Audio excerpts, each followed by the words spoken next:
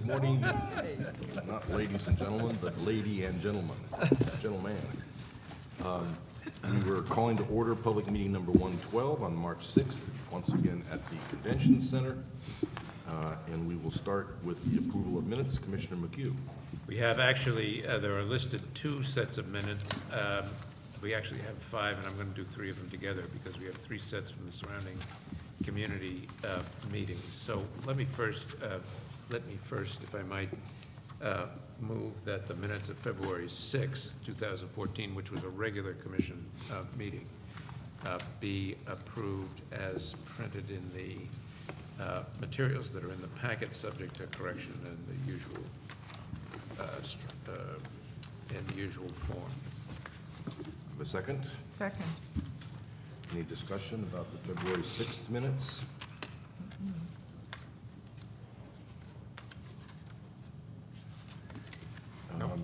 If none, all in favor of accepting the minutes as written? Aye. Aye. Opposed? The ayes have it unanimously. Yeah.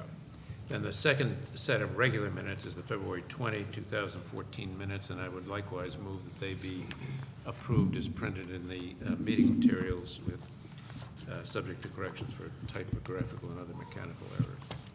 Second? Second. All in favor? Aye. Opposed? Ayes have it unanimously. And then I'm going to, as a package, move for approval of the minutes of January 28, January 29, and February 18. Those dealt with surrounding community meetings, and I would move the approval of those three sets of minutes, subject again to correction of mechanical and typographical errors. I had a quick question on the February 18th minutes. On page 3, where we talked about the Eastern States Exposition, you know, the last sentence under that 11:45 a.m. says the commission agreed to revisit the decision at the following public meeting. You know, we did that with the hopes that the parties could reach agreement, not that we were just delaying the decision, but if it was possible, I think the impetus for, I think, Commissioner McHugh's motion at that point was to hopefully get the parties to go off and come to some sort of agreement. Just adding a little bit of detail into why we postponed the decision on that. Well, we could change that, Commissioner, to something along the lines of, in an effort to assist the parties in reaching a agreement themselves, the commission agreed to postpone a decision until the next public meeting. Does that work? Yeah, perfect. Yeah, that was a good catch. Good catch, yeah. Was there a second of this amended motion? Second. Any further discussion? All in favor? Aye. Aye. Opposed? The ayes have it unanimously. Okay, we are going to item number 3. Administration, Executive Director Day. Good morning, Chairman Crosby and members of the commission. Morning. I do have a few items for general update that I'd like to go through here this morning as we begin. One is the, and I think I've been threatening this for a while, but applications for gaming licenses will be posted and fillable PDFs available online by either later today or at the latest next Monday morning, or next Monday. So we have that ready to go. Staff have also developed, if you haven't had a chance to look at it, and posted a YouTube video guide for job seekers, which actually is very informative.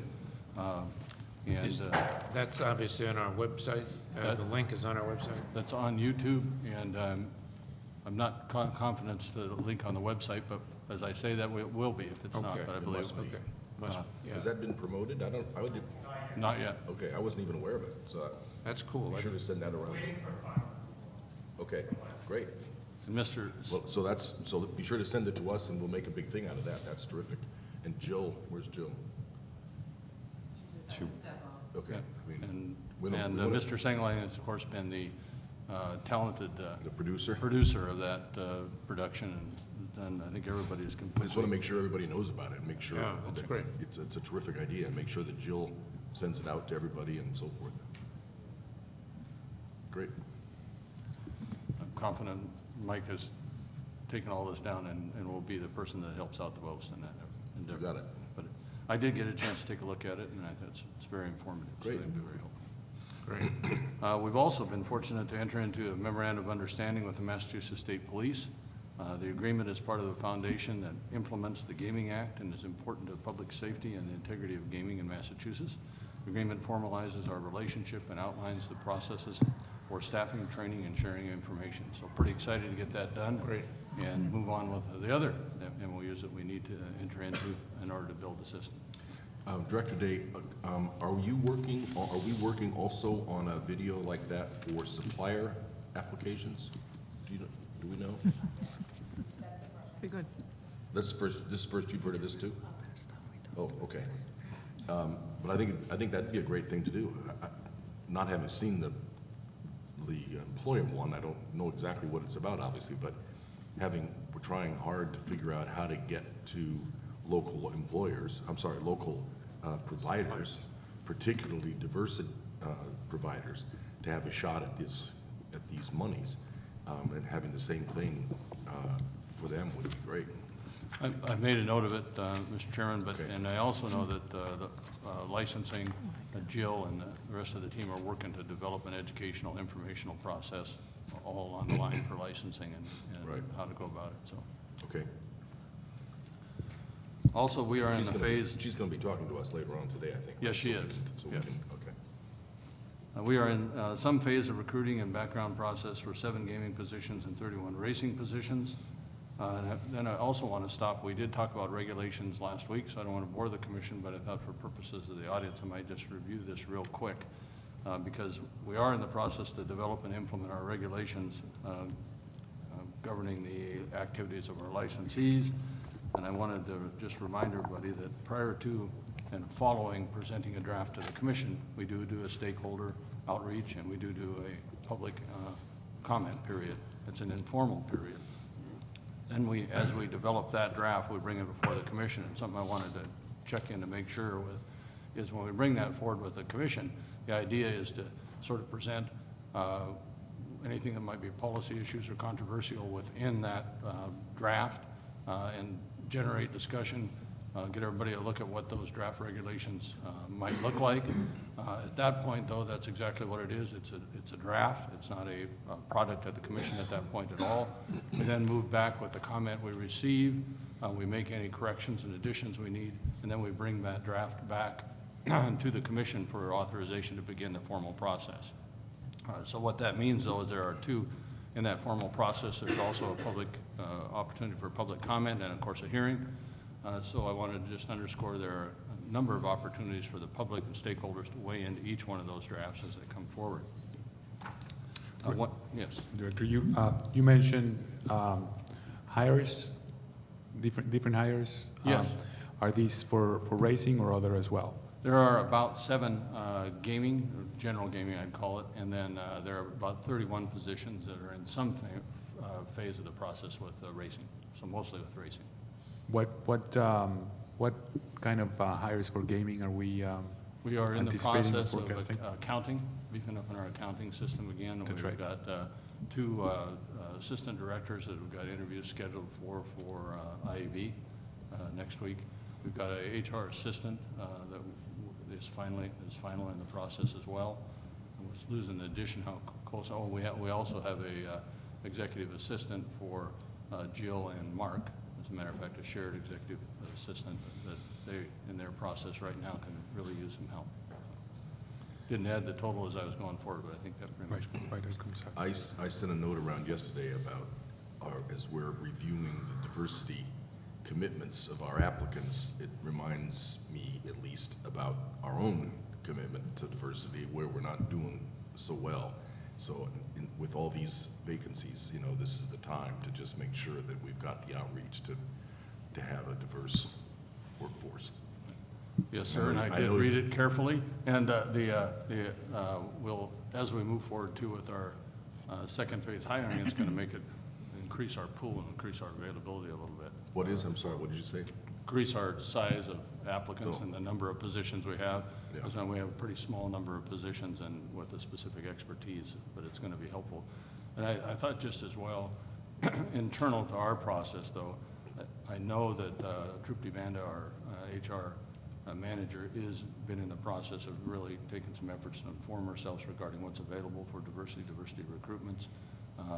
And I think it's important just to touch base with her, which I will be doing, to refocus and see if there's anything else we can do as we Right. move forward. Yes. But I know you're attentive to it, but it's always harder than you think it's going to be, and we just simply can't compromise. I mean, you know, we won't be able to keep hiring if we can't make sure that the people we're hiring are reflective of the community around us. So it's just really important that we redouble our efforts if we have to. Well, I appreciate that feedback. And on a related note, I would encourage all the hiring managers to when looking at entry-level type assistants, to really think about the candidates that could help higher level type of could progress or evolve into more than just answering phones or keeping calendars. I think there's a lot that we should be taking on, and in Mark and Jill's realm coming to mind that there's a lot of research that we're constantly thinking about. What are other jurisdictions doing in these, in the areas of problem gambling or in the areas of supplier diversity? So to the extent that we can really capitalize on a candidate at that level and take on, work that is more than just answering phones, that'd be really something that I would look forward to. Thanks. Thanks, Commissioner Zuniga. And that's partially what I was trying to allude to a little bit as we move.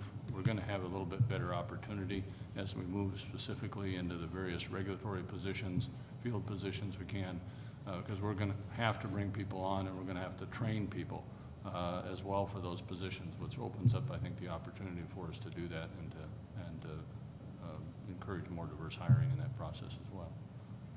Great. But we will refocus on it before we move forward much further, just to make sure there isn't something that we cannot do that we haven't done at this point. Okay, good. I just wanted to mention, just to alert everybody, that topics on today's schedule or plan for the next commission meeting include horse racing emergency regulations, which you have today pertaining to conflict of interest, access to record and fingerprints, self-exclusion for consideration to begin the formal process. So this would be the actual step, another major step in the process. You'll also be seeing training schools and project monitoring regulations before you get out of this month. We anticipate financial internal controls and surveillance to begin the process in April. And we'll have a revised draft of the alcohol beverage regulations we anticipate back in April too. So that gives a quick glimpse of those topics that are coming forward. Great.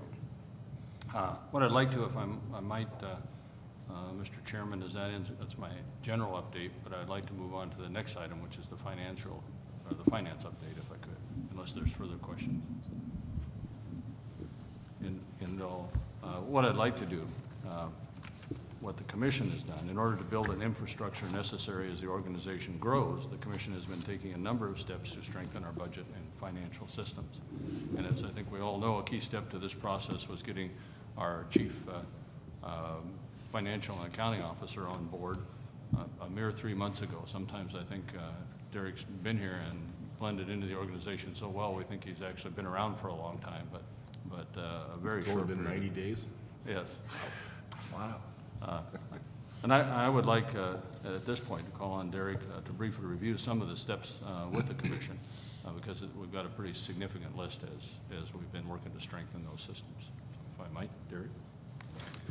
Thank you. Thank you for having me today. What I want to go over is just a highlight of what we've put in place, and a lot of it was already in place. It was just strengthening it, so I don't want to, by any means, say that there was nothing going on prior to this. Is his sound working? His voice picking up okay? Okay. It is? All right. Yeah. And I want to thank Rick for bringing me on. Thank you guys for bringing me on. I want to thank the organization for being open to strengthening controls. I think it's been a very good atmosphere. Everyone's been open-minded. Everyone's been willing to adopt changes that I'm recommending, and I think I have a very good staff to work with at the commission to put these in place. So just to tick off a few things, as was reported in January, we've developed a budget that aligns with the state accounting system. We've been putting actual expenditures up for each month. February's expenditures are currently on the website. We're waiting for the fringe benefit period to close on the state accounting system so that I can update March. We're hoping that that'll be done within the next week, and we'll have March actuals up on the website. I'll come back to you hopefully in April with how we're looking as far as projections for spending this year. So will our budget shift? And the way it's looking right now, if it's going to shift, it'll be down for actual expenditures. We have February coming in less than anticipated in spending. March is coming in less. And some of that's timing with how contracts are spending out, and other things are just that the spending hasn't materialized yet, but that'll carry into next year. The needs are still there. So it's some of the outside counsel costs, some of the consultant costs haven't hit yet. And whether that hits by June 30th or whether it'll hit in July or August of next year, we'll just shift those numbers around. So it's more timing. But the good news is we're trending lower than anticipated, so I won't be coming back to you and saying we're higher than 24 million. We've implemented an invoice tracking system that with the addition of a licensing receptionist, all mail comes in. She tracks it she enters it into the log, distributes it down to finance. We put tracking cover sheets on that require dual signatures, so we're getting a programmatic sign-off that says we actually did incur these costs, we're happy with the service, and then a financial sign-off that says we have the money set aside, committed, and under a valid contract to pay for these services. So a lot of that was happening. It's just it wasn't standardized. It wasn't a process in place. There weren't forms. So we've implemented that. We're using statewide contracts where available. So we're getting multiple quotes. While we're not required to, we are adhering to OSD's rules wherever we can. Excuse me one sec. We Yes. got okay, never mind. Something came up on the screen saying that the audio was muted. All right. We're using the contract user guides, getting multiple quotes even when we're going off of statewide contracts to ensure we're getting the best value for our services. Not always the lowest cost, but the best value, whatever works best for us. We have included in that is, I know we took a little criticism, but we're currently using the statewide contracted vendor for travel services. So anything, they're getting multiple quotes for us, and they're getting us the best costs based on what our business needs are. Under P cards, which the rest of the world calls credit cards, but we call them in the Commonwealth payment cards, we've moved recurring expenses off of credit cards, and we've moved them onto actual contracts and a committed amount on the accounting system, which requires a manual sign-off, a manual review of the expenses, so it's not just an automatic expense going through that then we would have to debate at the end of a billing cycle if we didn't agree with it on the P cards. And we've also set up online systems for everyone who owns a credit card that they have to go in and reconcile it. They have access to it whenever they make an expense. We're currently putting all... Could you just explain that a little further? They have to reconcile what? So before, what we'd wait for is the actual monthly statements to come in, and we wouldn't see expenses that hit against a credit card until the end of the month. Right now, we're requiring people to go into their online statements and look at their expenses and reconcile what hit that account with actual receipts that they have. I see. So sort of in, not real time, but more quickly than... More quickly, yes. And we've done the same thing for our revenue receipts, where we were waiting for monthly statements to come in, and if a check bounced, we wouldn't know about it until the end of the month. Right. Now Right. we've got access to the state's online cash pro system where we can review that on a daily basis as revenue comes in. We're putting our full contractual commitments up on the accounting system, and we're putting those out by fiscal year. So even when we have rate contracts, we're putting estimates up so that we know how much we have to spend, how much we have anticipated for the year. Under the HR area, which Rick touched on, we've developed a better onboarding process with Troopty. So she helps the managers bring new employees on, make sure that equipment's set up in time. make sure that we have money to buy the equipment, so she checked with me to make sure that you have a phone, laptop, if it's a laptop, actual workstation. HR is serving as a lead or as a partner for a lot of the hiring, so they're taking in all the resumes, they're responding back to the people in a timely fashion, so it helps us to look more professional. People know where we are in the process, helping to set up the interviews, doing the initial screenings, bringing those candidates that do meet the minimum entrance requirements over to the hiring managers. So I've heard good feedback on that. I know I went through it, and I was very thankful. I didn't have to sift through the 30 to 40 resumes that came in. Troopty did it for me and gave me the 7 qualified candidates and helped me set up interviews. We've connected the HR system with the accounting system so that we know each employee which division they're sitting in, and we can actually run payroll reports off of that. And it's helped with the fat finger exercise, I like to call it, where you go down and you try and fudge things after the fact. It's right into the accounting system, you pull it out, and then it's just a quick check to make sure it works versus lining things up and doing manipulation. So we're trying to automate as much as we can. We just completed that, and we'll be testing that with the next payroll run to see how it's working, and that'll help us fund the next area, which is what we're working on for FY15, which is a lot of cost accounting and coding of our transactions. We've created codes to develop a budget structure so that each division, once we sit down in FY15, will have a budget. They'll know what's built into that budget, and we'll actually be able to pull reports off of the accounting system, not do fat fingering, which I'm doing right now, and see all the contracts that they have compared to where their budget was. So they'll know at any time.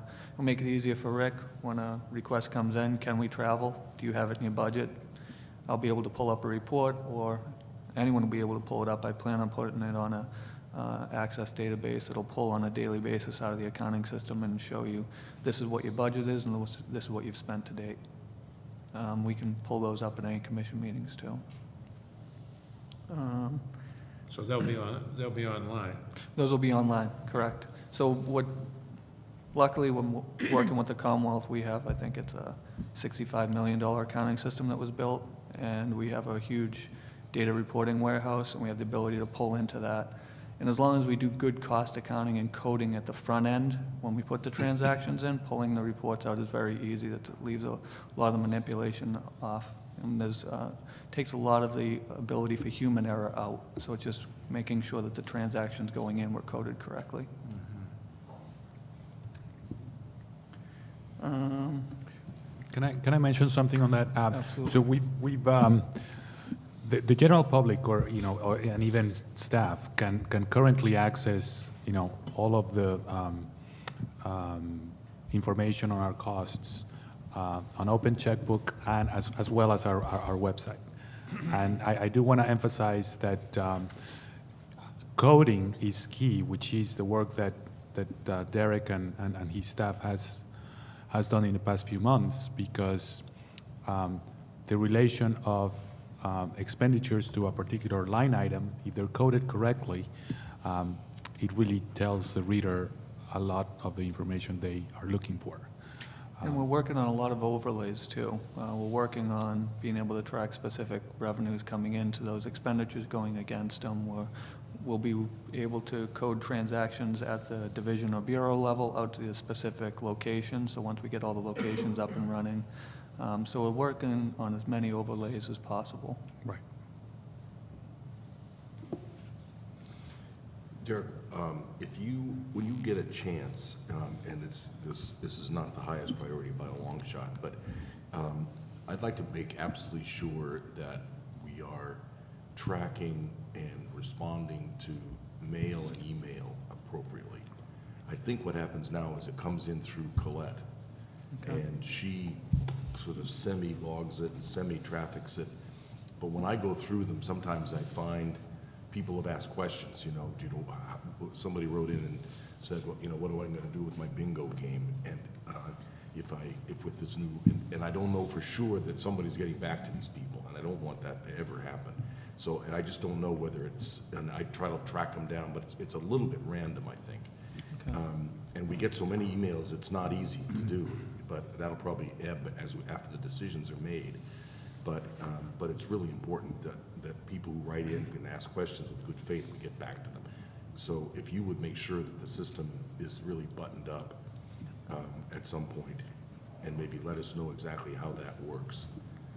I want to make sure that people don't fall through the cracks. Yeah, and I think. Mail and email.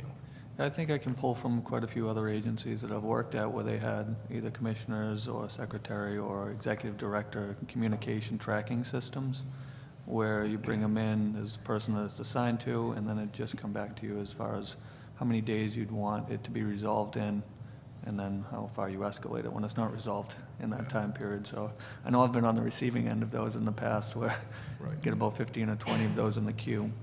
So it's not brand new stuff. We can grab it from another agency, and it should be pretty easy to implement. Yeah, and I don't want to over bureaucratize it, but I just, whatever the system is, I just don't Yep. want to have people fall through the cracks, that's the thing.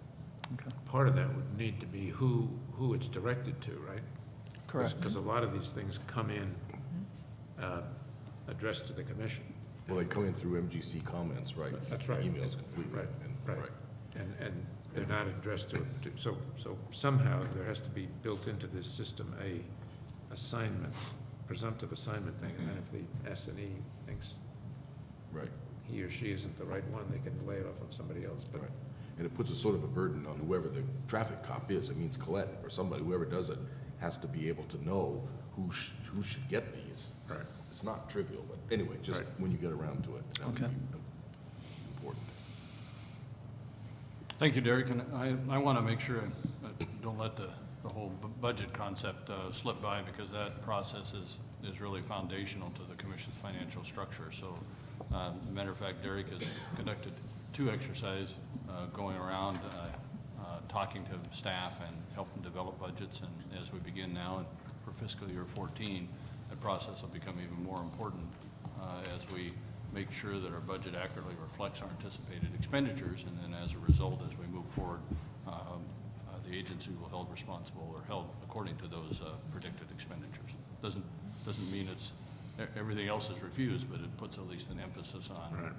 prior planning and having that budget approved by the commission. So it gives a better perspective.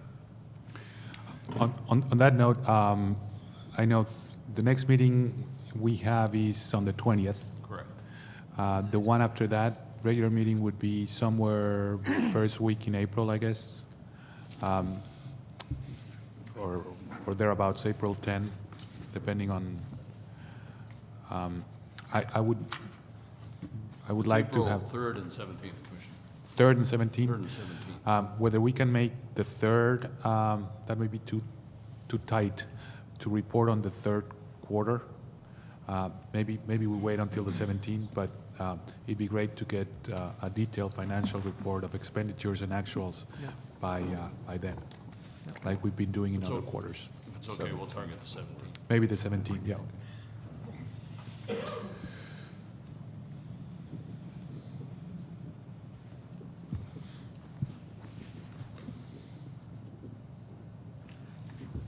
I'd also like to note that in addition to all the steps that Derek's, and I made a math mistake, by the way, it's actually 4 months. We're now into March, so I'll have to give him 4 months instead of 90 days. But great progress from your staff, and I know you're bringing Oh, on. well, then it's not so impressive. I know you're also in the process of filling your accounts payable position, is that correct? So- Correct. And that's one of the other things that we've done. I didn't touch as much on the revenue side, but on the revenue side, we've split up, because I have 2 staff now in the finance unit and 1 in HR. We've been able to actually separate out and put people in specific job tasks. There's plenty of cross-training because we sit right next to each other, but it's a priority of accounts payable and procurement for one side and revenue for the other side. And on the revenue side, we've been working extensively with the licensing team right now to set up bank accounts, payment methods. We've been working extensively with the comptroller's office to make sure that we can have online payment for credit cards, swipe machines in our office, the right internal controls to make sure that we're maintaining payment card industry standards. So we're working extensively on that end too, on the revenue side. And once we get the accounts payable person, then we'll actually be able to split up the accounts payable and the budgeting side. So we'll have a person that can really concentrate on working with staff on budgeting and making sure the procurements meet the budgets. And then when the payments come in, just making sure that those payments meet all the state finance laws and requirements for no taxes, sufficient backup documentation, so. The online payment for credit cards or payments to us. To us. To us. To us. Right. So it's for all the people to be licensed. Right. We'll send them From our separate bank accounts. for License each- applicants and the like. Yeah, Yeah. and they'll have separate bank accounts for those, so for the stuff that's taken on site, it'll be easier to reconcile. Things that are coming in through the payment card website will be easier to reconcile, and then once the licensees are actually up and running, the amount that we'll be taking in from them for the employees will go into a separate bank account. So it'll make much easier reconciling, and it'll make it so that if one isn't tying out, we don't have to hold up our whole sweep going over to the Commonwealth. That sounds really good, because we're on the cusp of thousands of licenses, right? Correct. So we gotta have a good automated system, and it sounds like this is heading in exactly the right direction. I'd like to mention something that I learned last week that I think is very important as a result of a lot of what Derek just talked about. More and better use of statewide contracts, multiple quotes, and especially the accounts payable enhancements that we've been doing. We have been taking a lot more advantage of the prompt payment discount, which is something that is very good for the Commonwealth, for us. It's already built into the standard form and terms of the Commonwealth contract form, and simply by paying our bills promptly, we realize savings, and that's something that I'd like to get more reporting on. The comptroller usually does it across agencies to incentivize that process, and it's simply by having staff that is now more attentive and dedicated to these kinds of things that everybody derives a benefit from. And I just, for the record too, I want to make sure that it's clear that although a lot of the media commentary on our expenses was silly and distorted, we also acknowledged that we've been growing so quickly that we needed to make sure that we were adopting best practices about personal expenses and travel expenses and all that kind of stuff as well. And that's part of what we had been working on anyway, but we're paying particular attention. You and Commissioner Zuniga are putting together formal expense standards and systems and doing the review that we talked about to make sure that our standards are comparable to similar agencies, et cetera. So I just didn't want to get lost in the shuffle there, that we're mindful of and attentive to that part of the financial buttoning up as well. Correct. Chairman Crosby, thanks for that. That's helpful with the lead-in, because as I was closing this, I did want to note that we are beginning a formal Okay, process. sorry, I didn't. No, that's all right. Formal process to review and develop, and development process of our personnel, our financial policies, and our internal controls. Plus, we're going to incorporate a third-party review of sort of a comparative process. And we have planned at this point to have more details regarding what that process is going to be, the timelines and so forth, how it might go forward at our meeting on the 20th. Right, great. Thank you. Any other finance questions? There was just one thing I wanted to mention.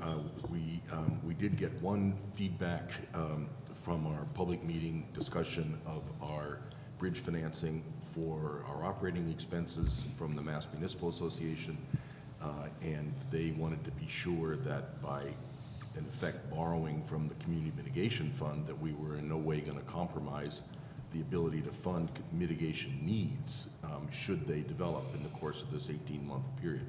And I've been in the process of communicating with them, and we didn't actually make the point when we talked about this a few weeks ago, but we will not be using, we have no expectation of using all of that $17.5 million to begin with. Our expectation is there'll be very little, if any, need for mitigation monies in the early months, because it's hard on the heels of surrounding community agreements and those community agreements. But having said that, if there is any need, we would absolutely, of course, fund it. And we will be working with the GPAC, the Gaming Policy Advisory Committee, and the Subcommittee on Community Mitigation to make absolutely sure that we're totally attentive to community mitigation needs and that we are utterly committed to compensating appropriately out of that fund if and as the need arises. So I just wanted to make sure that that was on the record. Thank you. With that, can I refer the commissioners to behind item 3C? You'll find our master licensing schedule chart and a table developed by Mr. Ziemba, who is sitting next to me. What I wanted to do in this particular section is to talk just a little bit, really to incorporate the changes that the commission has approved in the process and how that reflects over in an overall view of the schedule itself. So with this, I think probably the most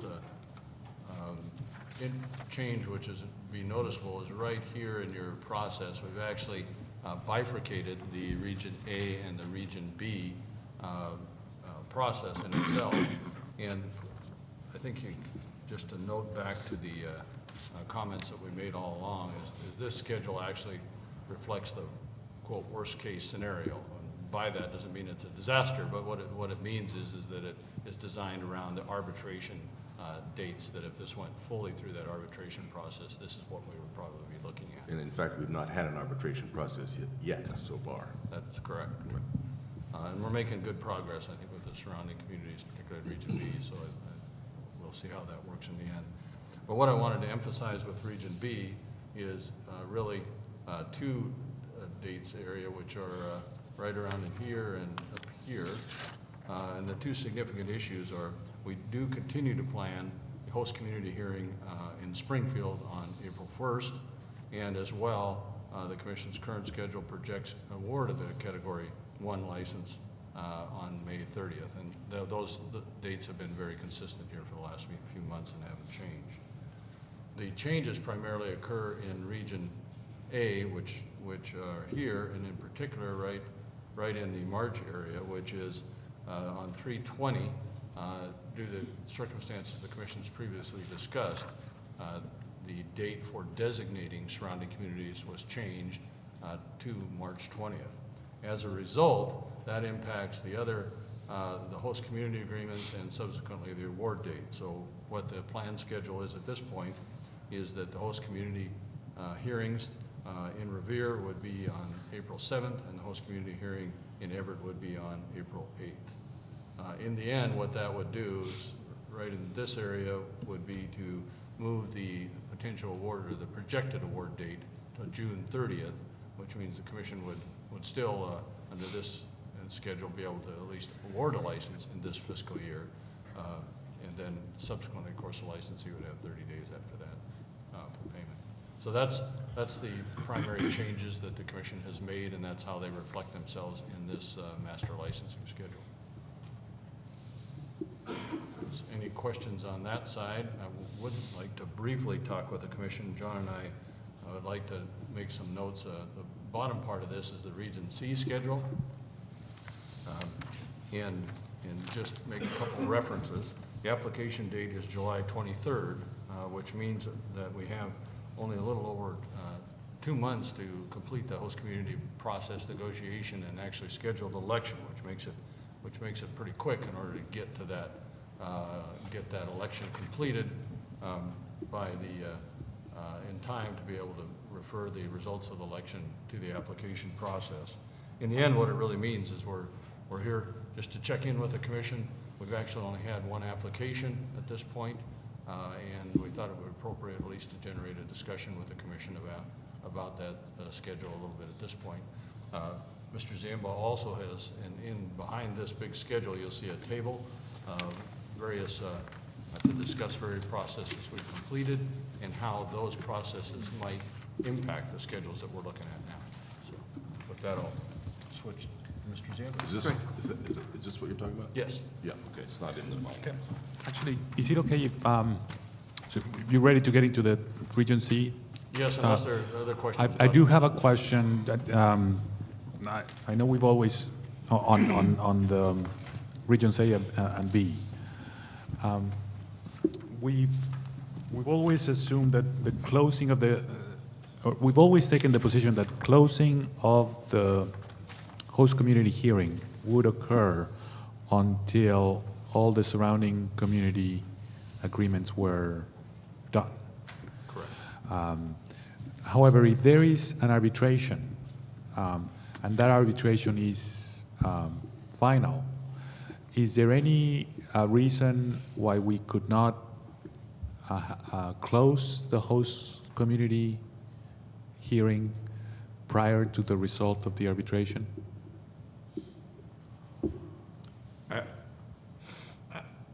I think there is. It's the same, we don't have an agreement until we have the arbitration results, the final arbitration results. Until we have the final arbitration results and the agreement, we don't have a completed application. And under the Oh, it's the discussion we completeness. had before, Yes, that's right. we can't close the hearing until we have a completed Right. application. Thank you. I think that process ultimately, in the end, where the arbitration report is accepted and made public, that's a 5-day process is all at this point. And we can certainly schedule it in anticipation of that. Once the arbitration proceedings start, we know when that arbitration is going to end. We know when the end of it is, so we can schedule, go ahead and schedule it. Right. We can't do it. Thank you. Thanks for that reminder. Also, when the parties realize that that the likely outcome is to start the arbitration, they can choose to begin that without taking the full 30 days. Is that correct? And we anticipate that that could be a possibility, for schedule purposes. That's my understanding. That's correct. Thank you. Mr. Zamba? Well, thank you, Rick. So looking back, a significant time has elapsed since the commission first established the Region C schedule and began accepting applications. The commission established the current schedule on May 30th of last year. That followed the commission decision to open Region C for commercial, commercial license applications on April 18th. The deadline for Phase 1 applications was September 30th of last year, 2013. As Rick said, we received one application at that time. However, the commission has allowed existing applicants to pursue a Region C license after that date. Press reports indicate that there may be at least one other proposal for a Region C location in addition to that one applicant that we received on September 30th. That was KG you're talking, KG. Correct, Yeah. yep. As Rick noted, the current deadline, the deadline for Region C applications is July 23rd. That's the RFA 2, the substantive. RFA 2, the Right. substantive detail. We included on the Rick chart, this one that's on the screen currently, we included a date of March 25th on our schedule. And that March 25th was sort of an aspirational deadline for the conclusion of host community agreements. On that March 25th deadline, that would have provided very significant time between the time of a referendum and our application date to allow applicants to complete their applications and complete any negotiations with surrounding communities. Again, that was just an aspirational deadline. It wasn't any sort of a real deadline that tied into our July 23rd application date. Although July 23rd still seems quite some time away, it actually is not when one calculates the minimum required period of 60 days between a host community agreement and a referendum.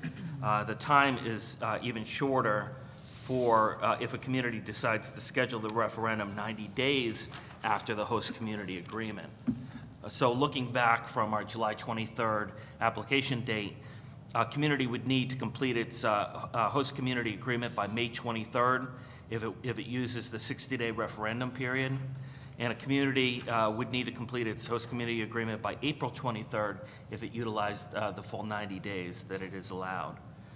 In cities, the schedule is even tighter. A community would need to accommodate a statutory 10-day period for certification of election results, and that has to be put into the calculation of days. So in cities, A host community agreement would need to be executed by May 12th to meet the July 23rd application deadline, or if 90 days, it would have to be completed by April 11, 2014. John, why is that different in cities from towns, the 10-day certification? Yeah, the 10-day certification only applies to cities. Many communities may take the same 10 days, many towns may take the same 10 days, but it is only a requirement for cities under the law. But hadn't we decided prior that the 10-day could actually, just for the latest type, the out dates, that the 10 days could come after? Yeah, so our own absolutely. deadline? So what we did to accommodate this requirement, the commission has previously waived that requirement, and it could do so in this round as well, in the event that things do get tight. That's right. Again, there is significant time between now and July 23rd, but it's getting a little bit tighter.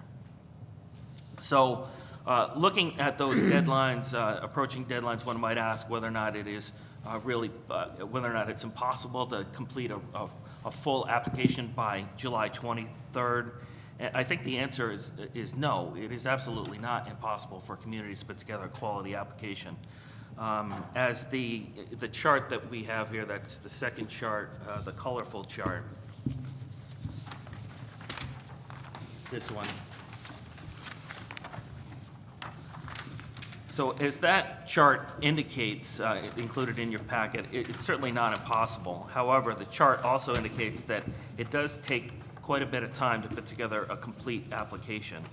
On the chart, I put together the experiences of our Category 2 and Category 1 applicants. The chart shows that each of these applicants, it shows when each of these applicants executed their host community agreements, their first surrounding community agreement, when their referendums were held, and when they filed their Mass Environmental Policy Act filings, the environmental notification form, and the draft environmental impact report, if any was filed. We have calculated the time that it took to reach these milestones in comparison to when the project was first publicly announced. And the announcement date is a little bit more of an art rather than a science, because many of these applications were thought about years and years before they are actually formally announced. So we're putting that here just for reference purposes of how long it does take to put together a good quality application. You'll see that for many Category 1 applications, such as Palmer, Sterling Suffolk, and Crossroads, planning was occurring for many years before a host community was actually executed. For others, such as Everett, Hard Rock, and West Springfield, and to a lesser extent, MGM and Springfield, the host community agreement occurred in a matter of months after a specific location and team was formally announced. Albeit, as I referenced, there obviously were discussions well before some of these dates. For Category 2, the time period between announcement and HCA was significantly less, measured in days and months. Let me just go over a couple milestones for the Category 1 applications, as they are much more relevant to what we're talking about in Region C. Even after host community agreements were negotiated, there was significant time before the first surrounding community agreements were signed. For example, for the Wynn application, Wynn entered into its first surrounding community agreement in November 2013. That was almost 7 months after they executed their host community agreement. As of this date, although agreements are either pending execution or were agreed in principle, we still don't have an executed surrounding community agreement for the Mohegan Sun applicant on file yet. But again, there were numerous agreements that were publicly announced. Similarly, for MGM, there was a period of approximately 7 months needed between the host community agreement and surrounding community agreements. Thus, it may take some time for these applications to come forward. It's certainly not impossible. As you can see from the Category 2 chart that we put together, for example, Penn National, it took them approximately 1 month and 22 days to enter into their first surrounding community agreement from the time of the announcement. And also, just please note that the environmental notification forms and DEIRs, they also do take some time, with ENFs occurring for Category 1 as early as about approximately 6 months from announcement to potential period of years.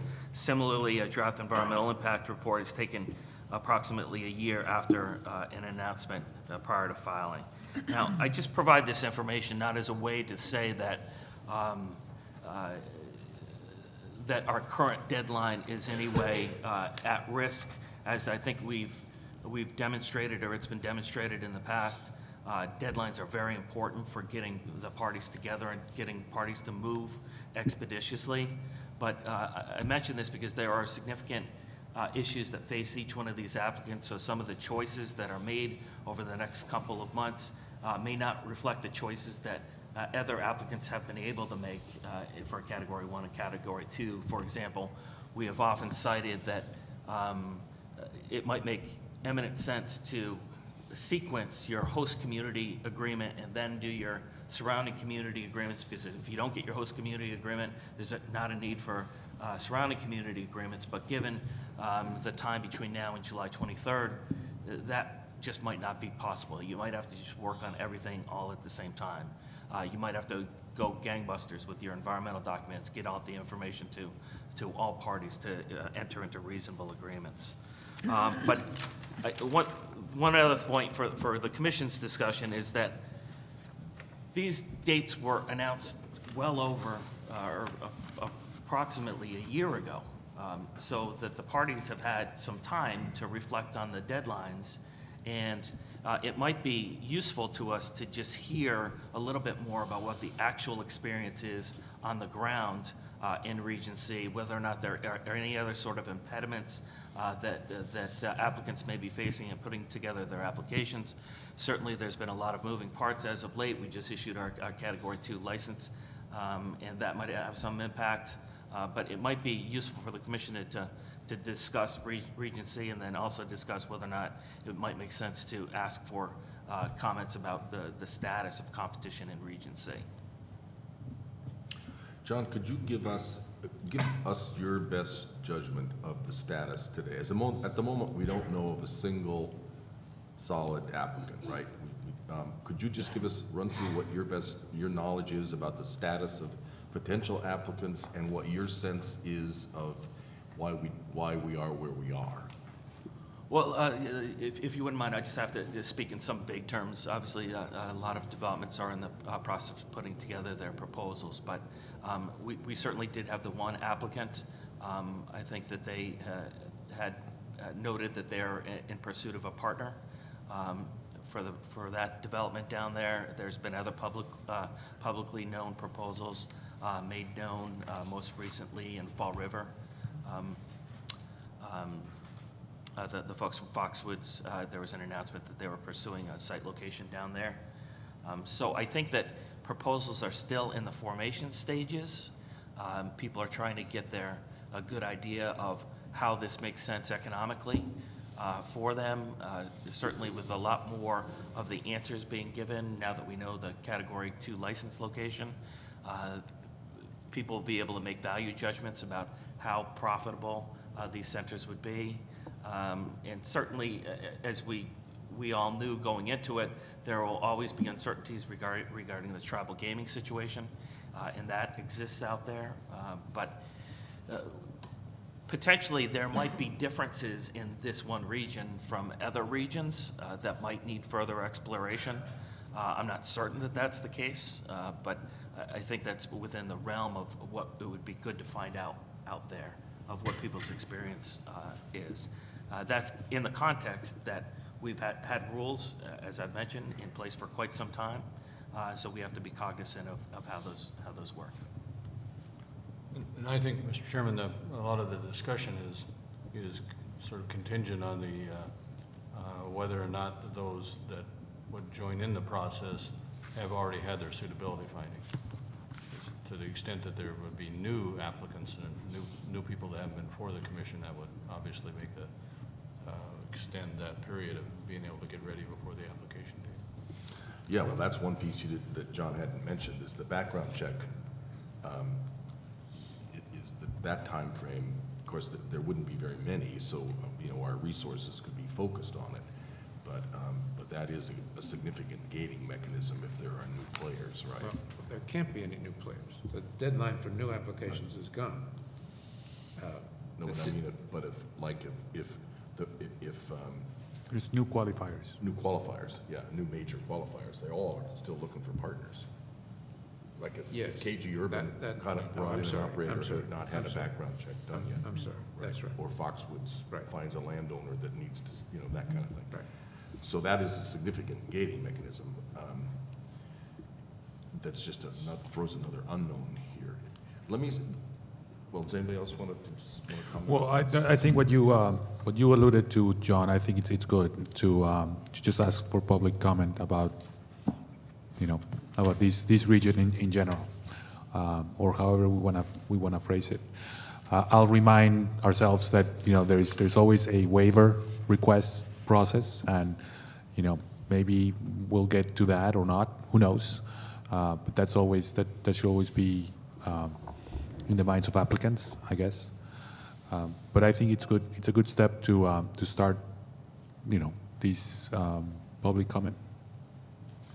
I think it's a good, I think it'd be helpful to start the public comment as well, but I really would like to approach that public comment with the notion that we've had this process outlined and in place for a year. We've got a 17% unemployment rate or something approaching that in both New Bedford and Fall River. We've got a lot of energy looking to this vehicle for boosting the economy down there, and I would very much like to keep this part of the process on track. That's the presumption. I suspect we all share that.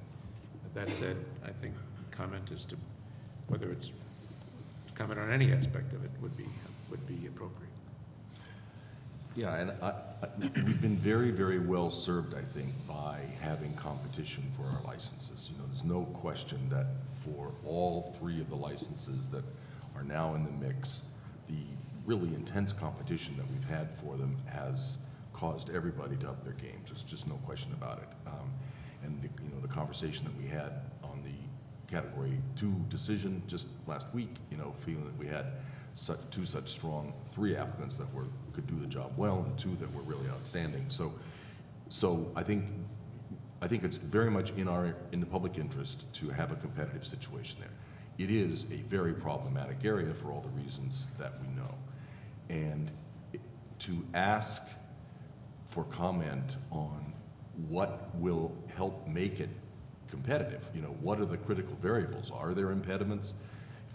It's an intensely competitive area, and we've made it more competitive. So I think we need to be explicit. What we're looking to do, we have made a statement that we want to encourage commercial applications. Right now, we don't have any commercial applications. We don't know whether we're going to get any by July 23rd. And the question that I would like to ask is from folks who are in this business, what are the critical variables that are either making it difficult or will make it easier to become a competitor in Region C, if there are critical variables which are within our control. So I would want to be explicit about it. And as far as whether we make any changes in the schedule, right now, we can make changes without being prejudicial to anybody. If we have one applicant and make changes, like to encourage others to come in, we're prejudicing against the party that's already in play. So if we're going to make changes, it's best that we make them before anybody is at the table. So this needs to be an expedited process too. Having said all that, I'm very much in favor of, for the moment, our schedule is our schedule, and I'm with Commissioner McHugh that that's a strong presumption. But I'm very much in favor of asking explicitly for advice on what will make the competitive environment more plausible in Region C. John, how long do you want to, how long a comment period do you want to allow? We could perhaps have the comment period end prior to our next meeting, which would be on the 20th. So to enable us some time to compile the responses the Monday prior to the 20th meeting, Tuesday morning prior to that 20th meeting, because the Monday is a state holiday. So that would be the 18th. Okay. Might be a good idea. I'm sure a lot of the potential players are watching, but as long as they get the word, get the Yeah. request for information Yeah. right away. And I hope, if you all agree with how I phrased that, you know, what is your advice on how we can improve the competitive environment in Region C and induce induce applications? If we can get that, okay? If we can get that out to them quickly, then they can certainly respond quickly.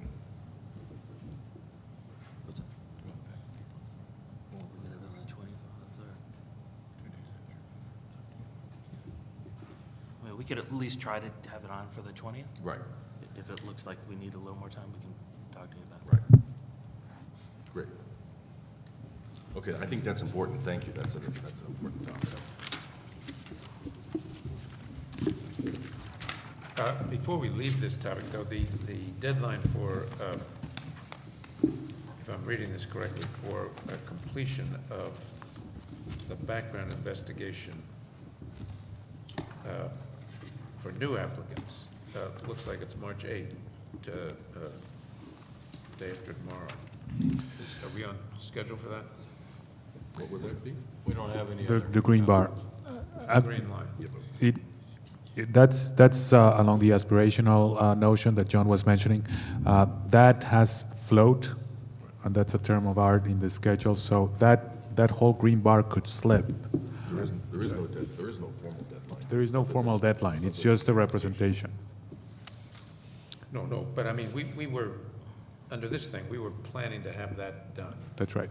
Our internal plan called for that to be done Yep. on March 8th, and then for us to go forward with the suitability determination within some measurable number of days after that. My only question is, are we still on that plan, or are we not? We're not.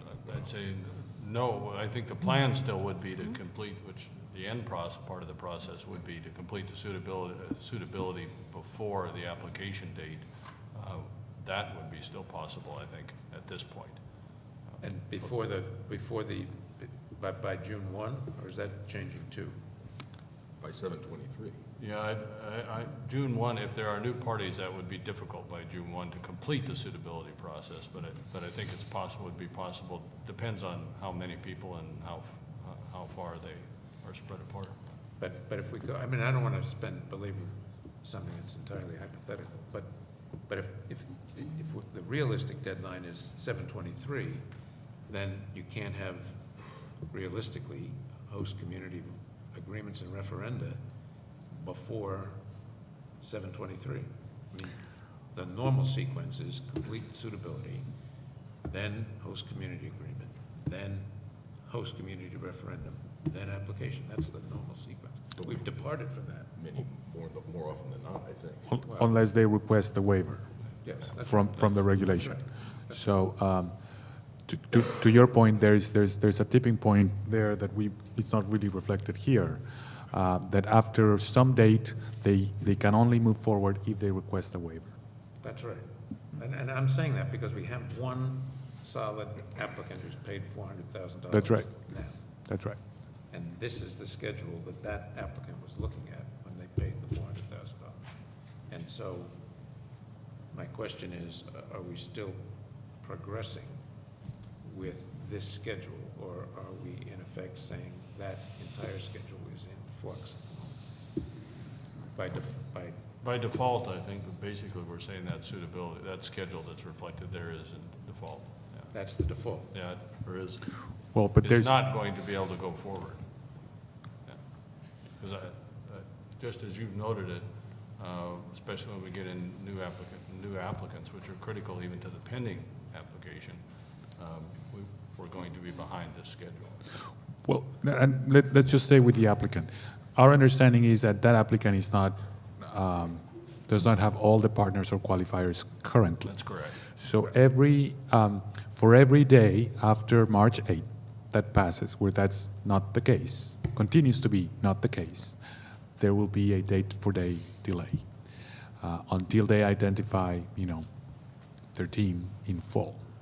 And my remarks on that were just based on public reports rather than. Yes, No, I understand that, but there, and so maybe I ought to save this until the 20th, but there comes a point, it seems to me, at which at least it is conceivable that there would come a point where the process simply needs to be reformatted in its entirety.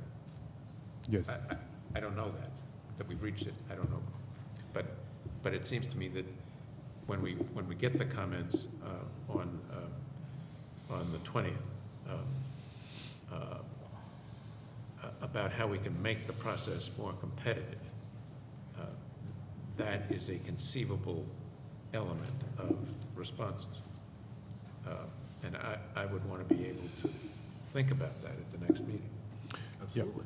I mean, the duration that's currently here of 38 days for the MGC review would assume new qualifiers. That could be all brought down to 0 days if the current applicant was to forge a partnership with an existing, already qualified group of people. So there's a lot of variability here, but I agree with your notion, Commissioner, that there's a theoretical inflection point where it's not reflected here, but there's a date out there somewhere where it's no longer possible if either the team is not complete, or there is no land, or whatever the case may be. Okay. Great. Mr. Chairman, that brings me to the item under tab 3D in your packets, which is the final agenda for the Internet Forum on March 11th. I believe it's in this room, beginning at 8:30 for registration. And I know Commissioner McHugh, who has been leading the effort, may have some additional comments on the forum and our expectations. I don't have any, you and I have been working together as a team on this. I'm really excited about the lineup. I think that both substantively and in terms of the quality of the people that have agreed to be with us, we're going to have a very interesting day. It's going to be interesting to see if we can fit it all into a single day, but we started out asking people to come, and everybody we asked came. So we're very gratified by that. The quality is terrific, and the experiences are broad, and the perspectives are going to, I am confident, be very different on a lot of aspects of this. And I think it's going to be a good opportunity for us, for legislators, for the public to think about this and to hear knowledgeable people express different views about the future and role of internet gaming in this constellation of forms of gaming that we're dealing with. So I look forward to it a great deal. We do have, I might emphasize as well, we do have experts coming in that will be talking specifically about some of the areas that are always of controversy with internet gambling, problem gambling, geolocation, age verification. That will be there, and then we're very fortunate to have, I know Commissioner McHugh has noted these in the past, but we'll have a representative coming from Nevada, Ontario, Delaware, and New Jersey to talk about their progress and how things have been going in each jurisdiction, which I think will be extremely interesting to find out after we've got the speculation, but how are things really going? So I think that'll be I do agree, and the conference is ending with a significant panel to discuss kind of how things might look and what the structure might be in the future, and I think that group is going to be real enjoyable to listen to as well. Great. Yeah, looking forward to it. Yep. That brings me to item E, and what we had anticipated is the Commission, as you know, of course, has completed its evaluation award process for Category 2. So we thought this would be a good spot for maybe to pause for a few minutes and take some time to debrief or review the process, talk about any changes that the Commission might see, and Jennifer Pink and Nancy Stack are both here to assist me in this process, take down any suggestions or raise some issues that might be worth some thought. We thought in order to, we were doing a category thing, we thought thought some of the major categories that would be worth discussion a little bit is the report format, kind of the timing that we used in the process, the communication and the technical support, just to encourage some discussion around those topics, but or obviously anything that might come to mind to the commission that you could give us feedback or would be worthwhile discussion, we would appreciate. And while we're at it, I mean, feedback from participants too, you know, would be interesting too. If anybody's out there who was paying attention last time, we'd welcome that as well. Mrs. Pink? I would like to say, first off, I think it went better than, in some ways, I expected. At certain moments along the way, I thought, oh my goodness, how are we ever going to do this? I'm looking forward to the Category 1 because I think we've answered a lot of questions about process. We've established formats, and so I think the hard work in the Category 2, we have the advantage of that being behind us. It was a little like build design or design build. We were inventing things as we went along. Some of the thoughts that we had, and we really are looking for your thoughts more than ours, is that the site visits we think that you went on, had they been a little bit earlier, we may have informed some of the discussion. We thought The site visits, do you mean out of state to the to the actual applicants' locations. There is a lot of questions that cross categories, and I think we might want to discuss a way of perhaps a more formal process of trading information, if you will. I think that the information did make it from category to category, and I think finance and economic development had a lot of overlap, and mitigation and building and site design, especially with respect to traffic, also had overlap. And I think my sense is that the communication, the information and the analysis did get across these categories. And perhaps maybe we want to approach that, especially on these much larger scale developments, a little bit differently. But I would really welcome your thoughts. I think the other thing that the Executive Director Day just said is timing. My staff will tell you that I was kind of screaming at them, we need these reports, we need these reports, we have to have time. And in the end, we were scrambling at the end. I figured we would be. We'd like to, I think, have a more considered amount of time to have legal do the review, and our staff, myself and Nancy and some of my staff, do the consistency check between the reports while we're also helping you with the presentations. I think the volume of information that we're going to be looking at is that much bigger in some cases. So that would be one of my requests of ourselves collectively, is to give ourselves some harder deadlines for the category reports so that we can get them back to you also a little bit ahead of time to review, and not the night before you're planning to deliberate or present. We had, I know from some of the notes that we made, I think thought good that everybody actually referred. Now we know it's a category report, and then we know what the category report is. The commissioner's presentation, usually in PowerPoint presentation, are really the products that we're trying to get to. The timing issue, what we had with the timing, what we had targeted before was approximately about 10 days before the actual delivering of the report itself, a final draft for review by legal and Pink and Company. One of the big things ended up being the redaction question, which is something we've always been struggling with through this whole application process. Then the idea on the other part of the timing was to try to get from draft to the final reports available for fellow commissioners. So I had about 3 days to review those reports before you actually started the process. Those are the targeting dates that we had used before, and kind of were touching base with the commission if that seems reasonable as we move forward. That would combine with what Pink and Company has done, and has done a schedule for that whole period. And so the concept would really be to have those targeted end dates and then project the schedule in between, if that kind of projection is helpful.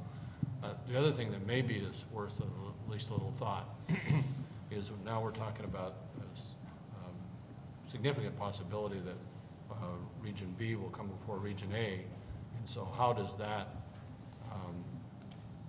taking place work its way into the schedule and the evaluation process and all these deadlines is I think worth some at least thought, because it will be different. I mentioned as well the communication issue, which I think we've taken some steps to try to help with in the future. One of them is we thought just talking specifically about the category report and the commissioner's presentation, if we're all on the same page with what we were calling those things, that's going to be helpful. But what might also be is Pink & Company has been submitting a 2-week report to me as well, which contains schedule information, those kind of things. So our process is going to be is when that comes in, it's just going to be automatically forwarded to each one of the commissioners as well. So you've got that information a lot closer to real time than any delay might be on my part. And then one of the questions that I think we want to just check in with you is technical support. We've been dealing with some of those issues at this point already, but we want to check in to see is there more. Each one of the groups, each commissioner, do you feel like you had what you needed for that support? And I'll add my little thought. In the process, we had we got the reports and the presentation. Then that was paused, is how we got to the award. I mean, the good part is the commissioners did it. It seems like it was a pretty organized process, but I know for a while we were wondering how you get those facts and converted them into an eventual result. But that took place. So those are just some of the topics that I wanted to throw out to the commission. Again, if you have any thoughts, that would be the idea, is to garner that information from you if something wasn't working. I know from Pink & Company's point, support-wise, we're probably going to be looking at a better way to produce printed copies of documents to make sure we can do that a little bit faster and relieve some of the pressure on them as well. I think you covered most of my thoughts on how to improve the process, timing, communication. There was not enough time, or there could be more time to review everyone else's materials and have a good understanding, time for questions about some very complicated issues.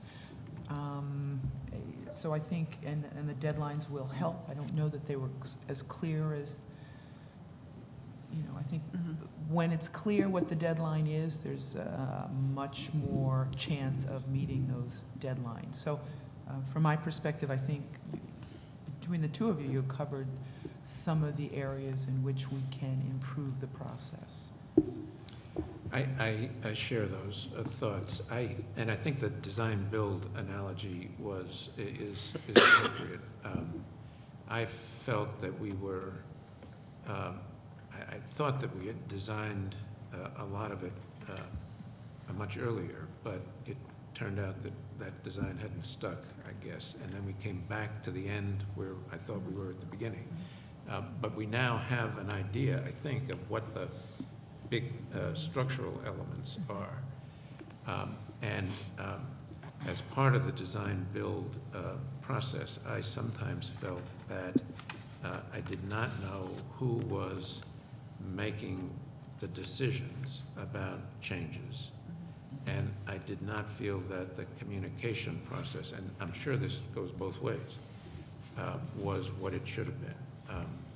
And so it seems to me, picking up on Commissioner Cameron's and picking up on what you've all said, that it would be really helpful now that we know what this thing is going to look like, essentially, to put out a schedule, detailed schedule, and then figure out who is in charge of changes to that schedule, and what the communication process, both input and output, with respect to changes should be, so that we know where to go if we're dissatisfied with a change. I also, this is a minor thing, but I think it would be really helpful. It comes under the heading of version control. I think Yes. every document we produce ought to have a date and/or a version number on it. I did find on a number of occasions that I couldn't figure out whether I had the most recent draft or was working from something that was earlier. That would be a good process for everything we do. Right, no, I know. Not just this, because I find that problem with a lot of our Right, stuff. right. And I think we ought to, in this process and more generally, just reflexively put dates and version numbers on what we're doing. But we got through it, and I think we got through it with a really good product, and now we've got that product, and beefing up the communication and structure that surrounds it, I think would be really helpful. Do we, both of you have mentioned, do you have a critical path chart for this process?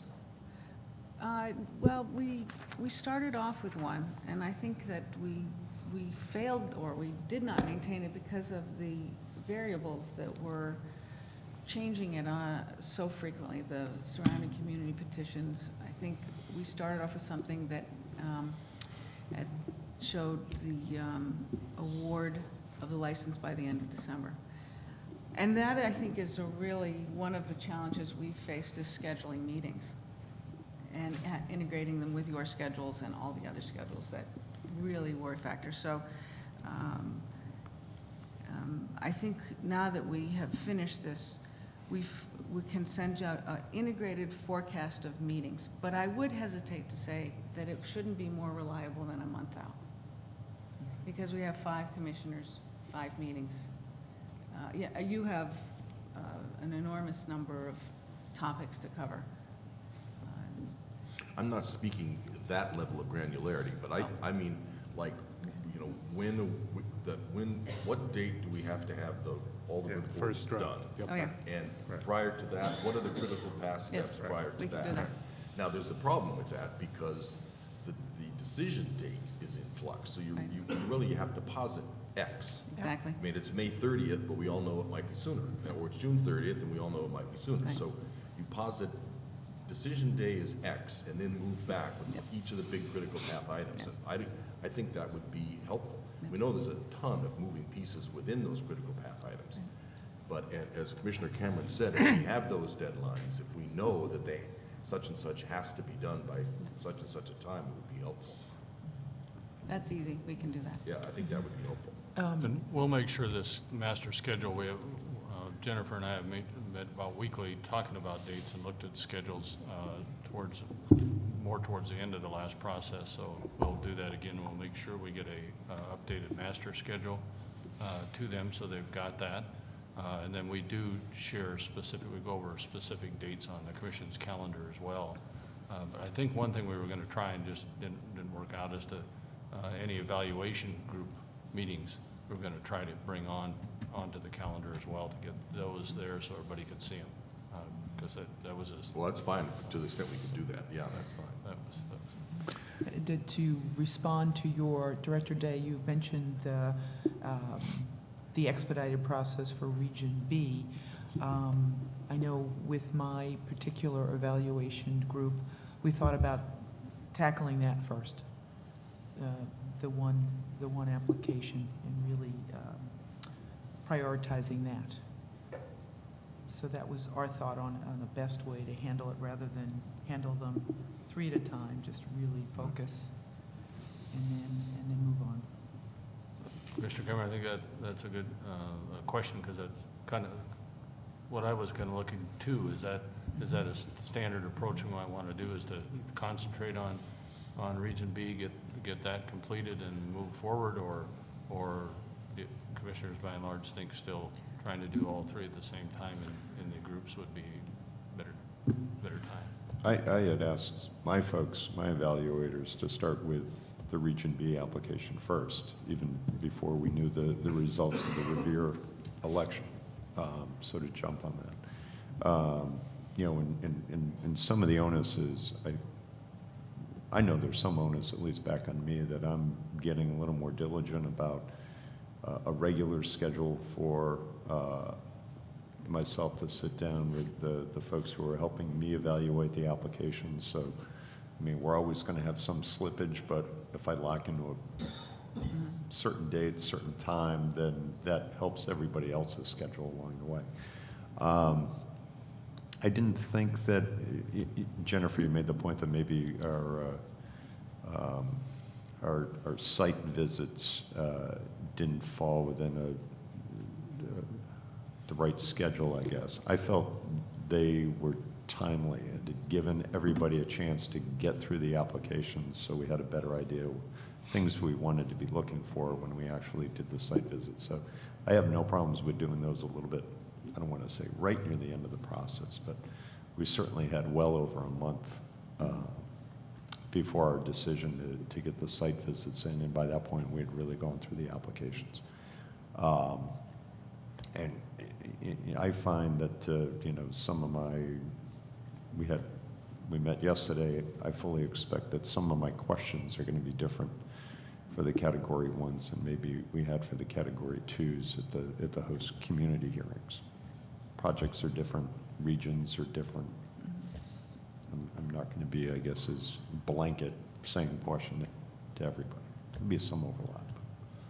But yeah, schedule, and I felt there were a couple times, was I falling behind a scheduling deadline, and, you know, I know Nancy well enough that she can push back or, you know, light the flame if that needs to happen. But tightening it up for this next round would be helpful. We'll issue a master schedule which shows also deliverables. We didn't really know till the end exactly which attachments would be being produced. And I think we had a general notion. And if we can forecast those, because those can be ready perhaps ahead of time, Right. and then the scramble at the end is lessened. I know we've also, you know, the forms that we're filling out, you're filling out are produced now, so there's less of the evolutionary process that I think Commissioner McHugh referred to. The other thing, the one thing you mentioned, Chairman Crosby, about the what happens to letters and comments that come in through MGC Mail. We were monitoring those because we wanted to get a sense of, was there some key information that none of us might know about, none of the technical reviewers might know about. So we made an effort to highlight those. But I will tell you that I was not sure of, was anybody else really looking at these? And I think that's a question we should talk about with staff, so that we know what the process is. I think it was very useful for us to look at them because we distribute them down into the groups.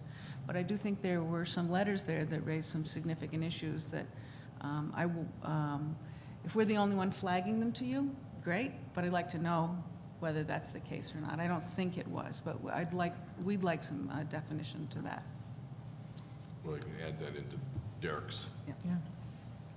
Well, to pick up on that, and I can't remember the context it came up, but I know that I got, and maybe I personally or our group got and discussed some stuff that we didn't pass on to you, just because we didn't think of doing it. And until Margaret said, we need to have a better control on this, and then we started doing it, so that we ought to have, as part of whatever the game plan is, that if a group sees or uses some document, it gets passed on to you, so that you can do that kind of, does somebody else need to have this information? On information that we have, and I'd forgotten about that, but that was a deficiency on our part.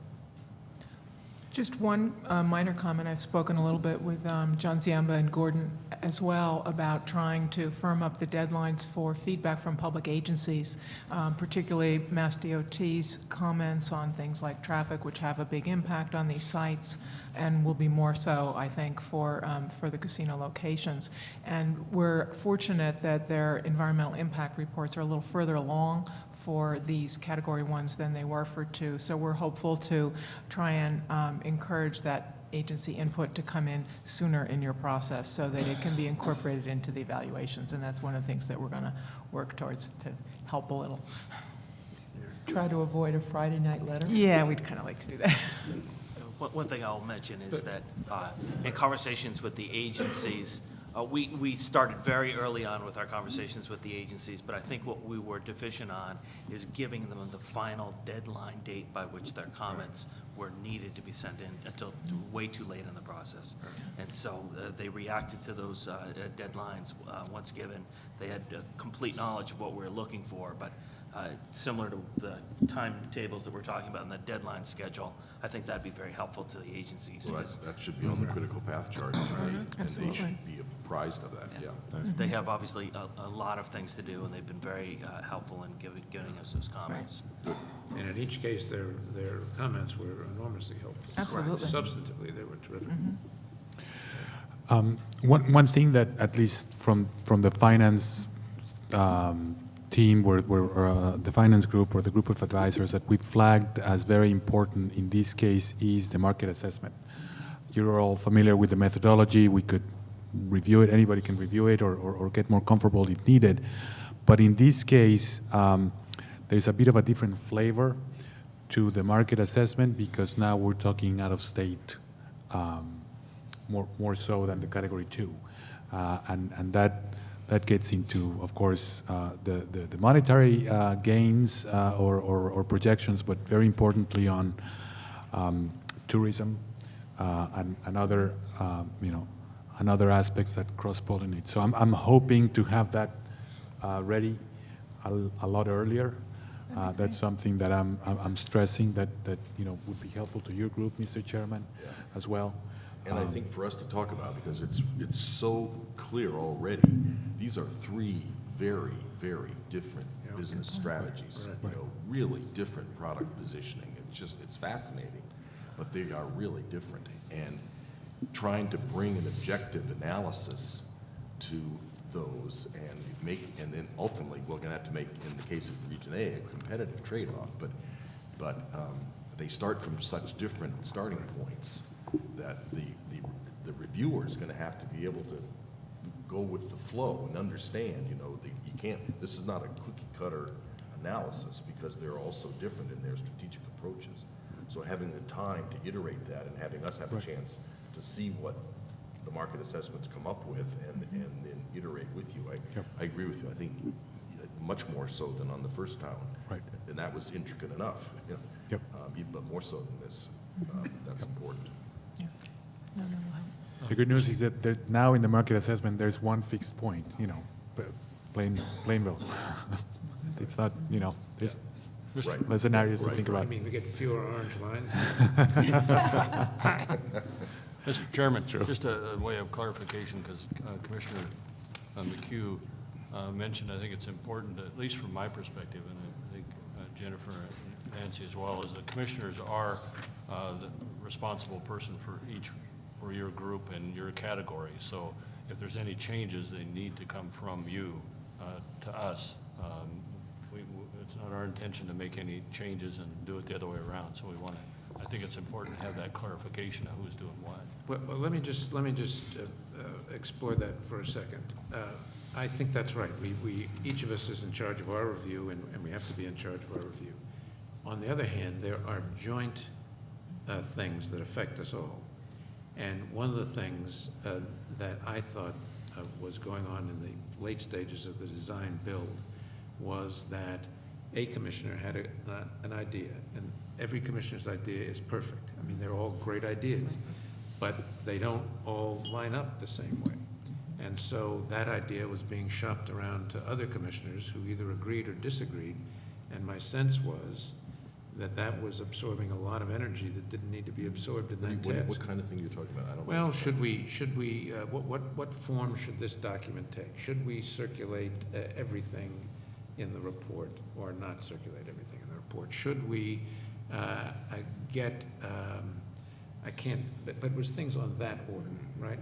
These were not monumental decisions, but I found myself going down some path and then being told, typically by Jennifer, that we had decided to change. We were going down a slightly different path. So I went back and reworked some stuff to get down that path. or pushed back and said, why are we going down that path? And so those points of commonality need to have a decision maker / communicator.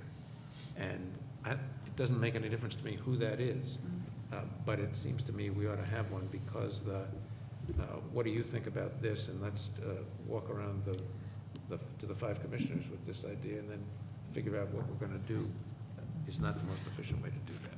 And it's small things, so I mean, it doesn't affect the subject, but it absorbs, for me, I found it absorbed a lot of energy. I would agree, and I would predict that we may not have those, because we do have a lot of questions about form and approach pretty well settled.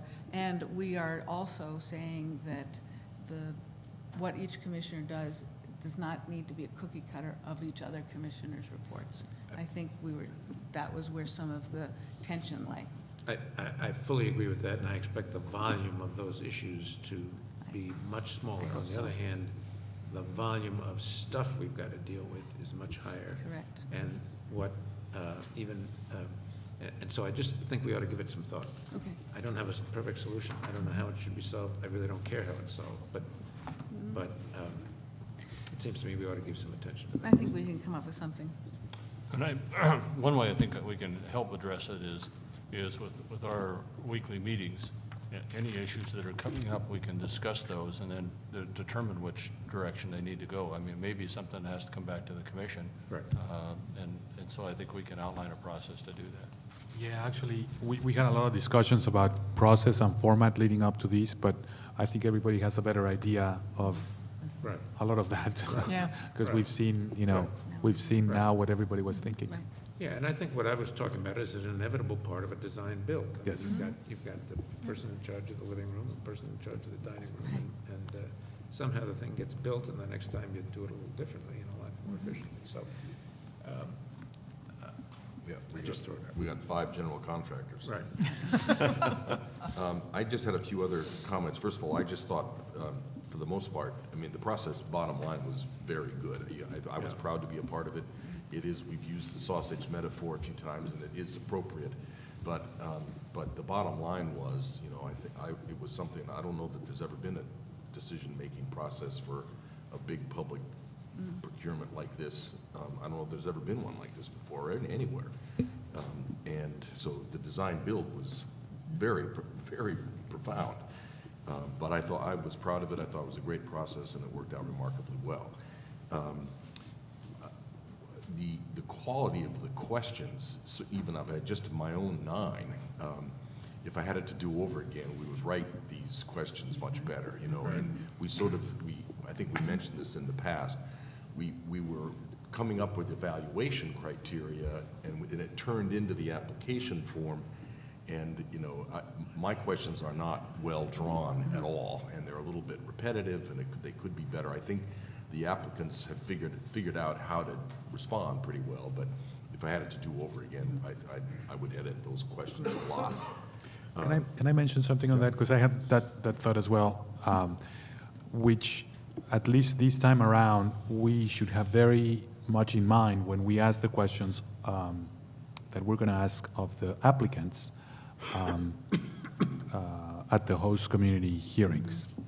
So I'll give you a quick example. There was this notion of slots in the finance team of slots product or slot plan, and that's a question that was effectively answered in a couple of different places, given the questions that we had in the application. But that's something that we can easily, put forward in anticipation to the host community hearing, and get a much more thorough understanding. So. Yeah, good. My questions are so few compared to the others, and particularly on this slots application had so much less relevance. I may well need some staff's help this next time around.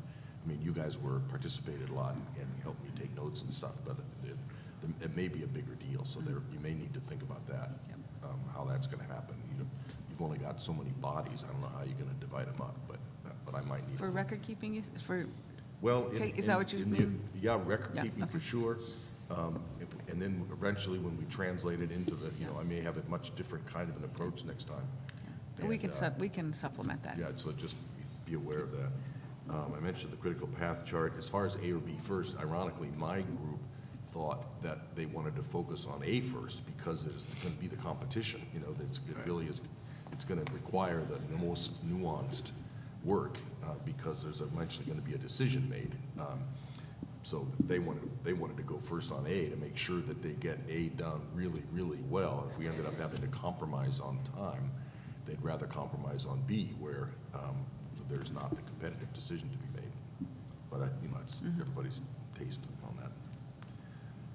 Any other thoughts? Any other feedback? And as I said to anybody out there who's watching and participating, we're certainly interested in other feedback. We appreciate praise, but we'll take constructive feedback too. Okay, anything else? Thank you, Commissioners. Thank you. That brings us to Legal Division, item 4. Could I just add one thing, just about what you said? My group is going forward with all three together. I think, and if there comes a time when we have some unanswered questions that we need more information about, we'll try to get the answers from the Springfield applicant first, because we're doing that. But I know that we are all devoted to not by prioritizing, that we're all devoted to the need to give each one of these the most thorough, in-depth analysis that's possible, even if we need to schedule extra meetings and meet day after day to get that thorough analysis done and assure ourselves and the people affected by it that we've given everything our full attention. So this prioritization thing talks about sequencing, not the depth of analysis. I'm sure we're all committed to that. Yeah, actually, I implied something to the contrary, but I'm totally with you. And part of that is the concept of Region B possibly being ready Right. to make a decision earlier, which we want to make sure we're fast on our feet and ready to go. Right. yeah, in finance, we're doing the same approach. We are doing all three at the same time, but if we end up having to report on one before, we can just easily, you know, cut out the other. If we're gonna get to the next topic, can we take a quick break? Yeah, I was going to suggest that we do that. It's been almost 2 hours, so we'll take a. Thank you. Okay. Reconvene at 11:25, and we're going to take item 8, information technology, next. Thank you, Mr. Chairman.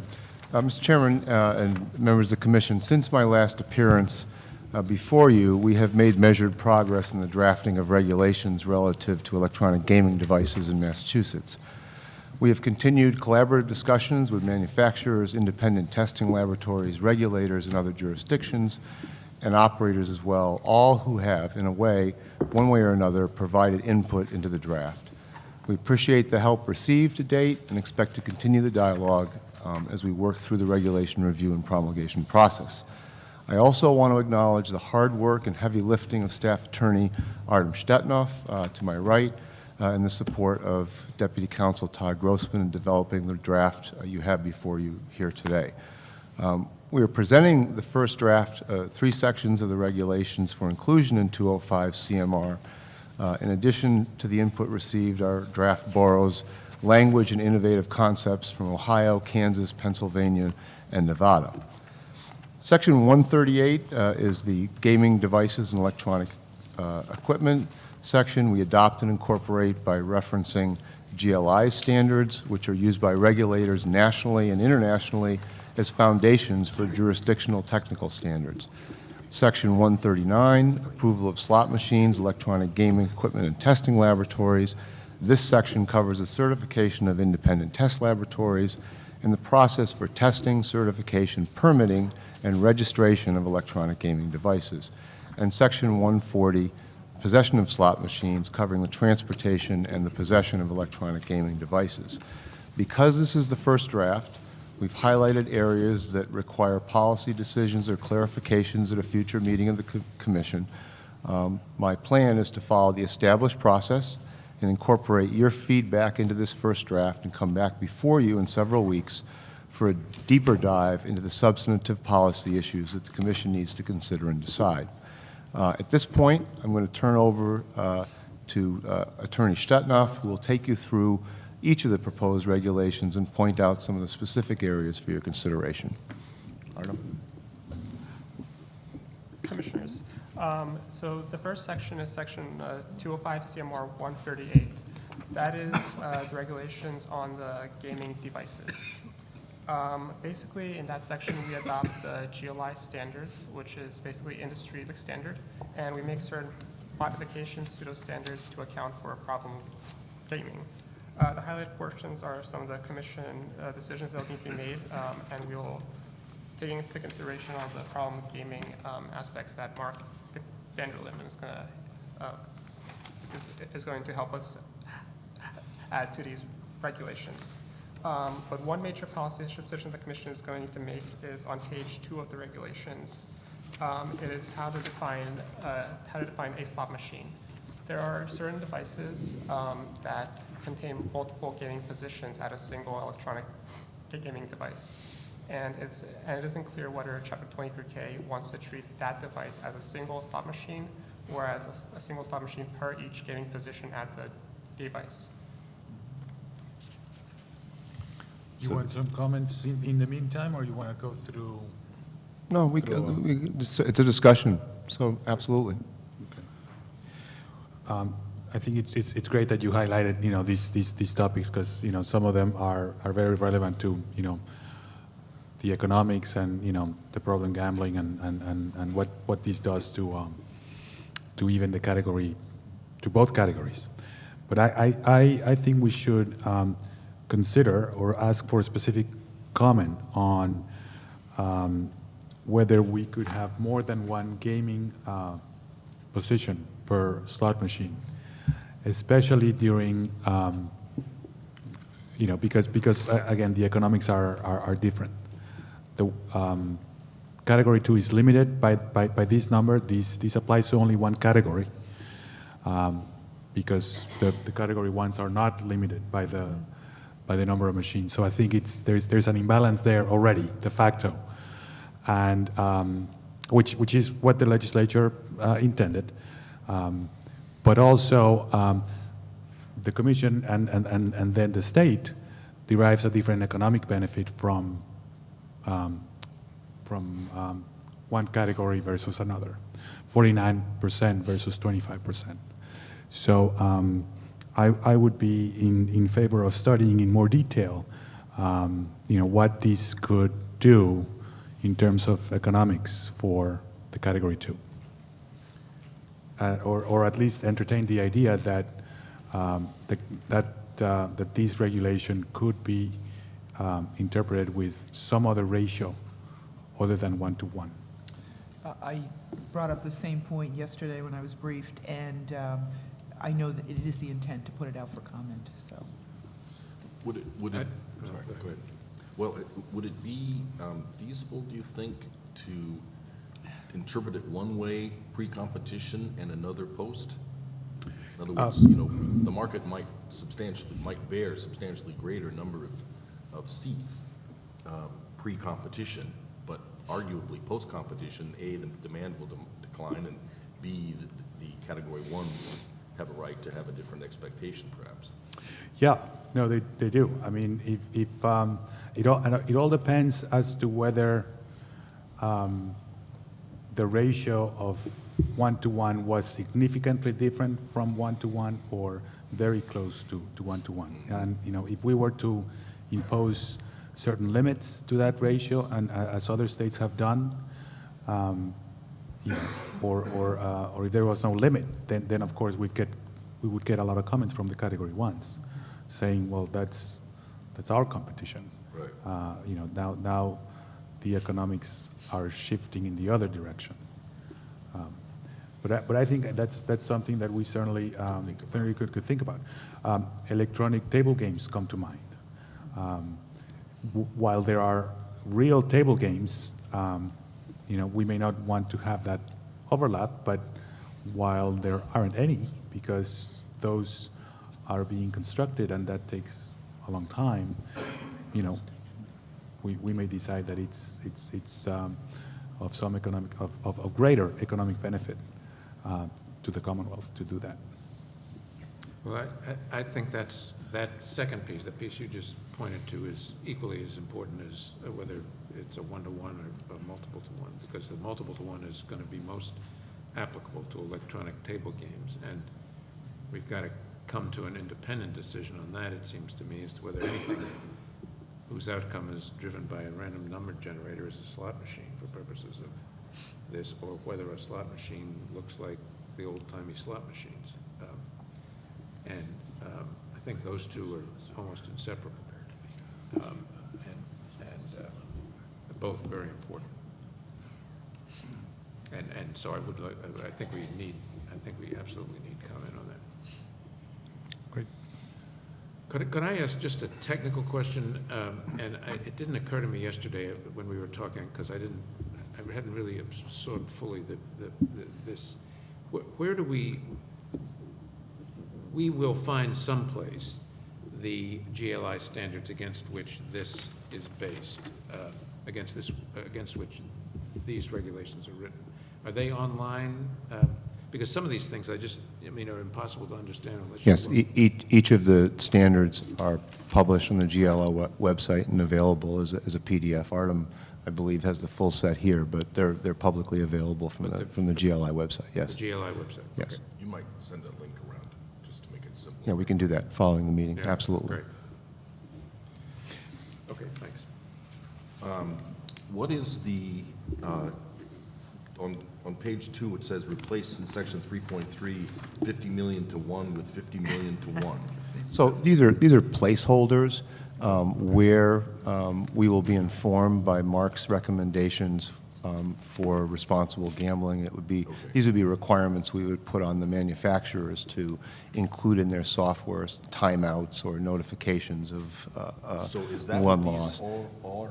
Are these all timeouts in effect? Is that what those? Well, one of them is a payoff percentage. But So this one in particular, the one that you mentioned, is the maximum odds for the jackpot occurring. So every 50 million games on average, there should be at least one jackpot. But we can change that depending on the public policy concerns. And we talked a little bit yesterday about the various kinds of timeouts, and here's how long you've been gambling, or here's how much money you've lost.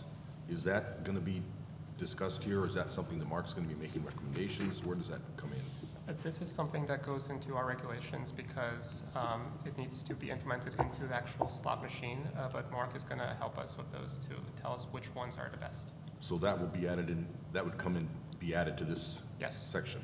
yeah, this section is really just kind of a straw man for filling in with what Mark is going to bring to the Okay, table. so there's not Yeah. much point in us really discussing this very much at this point. This is really pretty introductory. 'Cause you I have- believe that's correct you at have this a point, taking. yes. Okay. Okay.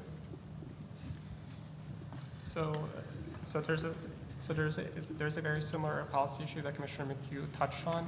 That is whether we define a slot machine as a traditional type of machine with the free spinning wheels, or we interpret it more broadly to include any type of electronic gaming device that relies on a random number generator. Artem, what would that do or mean if it was interpreted very, very broadly? If it is interpreted more broadly, then the slot spoilers can potentially have a slot machine that has games on it, such as electronic poker or any other electronic game that doesn't involve a dealer assisting with it. Great, thank you.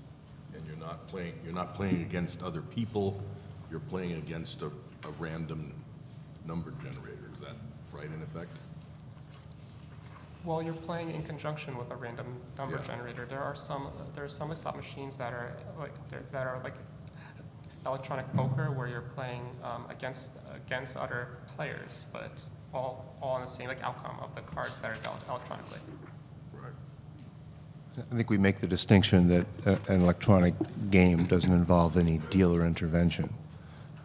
I'm sorry, say that again, John? Does not involve any dealer intervention. There are some games where there's a dealer assist. There's an electronic game, there are multiple people at stations where the dealer participates in some way in the outcome. So we're saying that an electronic device that has no dealer participation, distinguishing between a table game and an electronic game. And by dealer, we mean even an electronic dealer? No, a person. Okay, Yes. so, the distinction is when there's a person, you're a table game. Right, correct. Right. If there's only an algorithm, it could fit into a slot machine. Is there also a clarification of the definition about a person needing to assist somebody with the winnings, i.e. at a table game, somebody is not only maybe dealing the cards or spinning the wheel, but handing out the winnings? Was that one of the clarifications or definers that I read? If you look at page 4 of our regulations, it defines an electronic,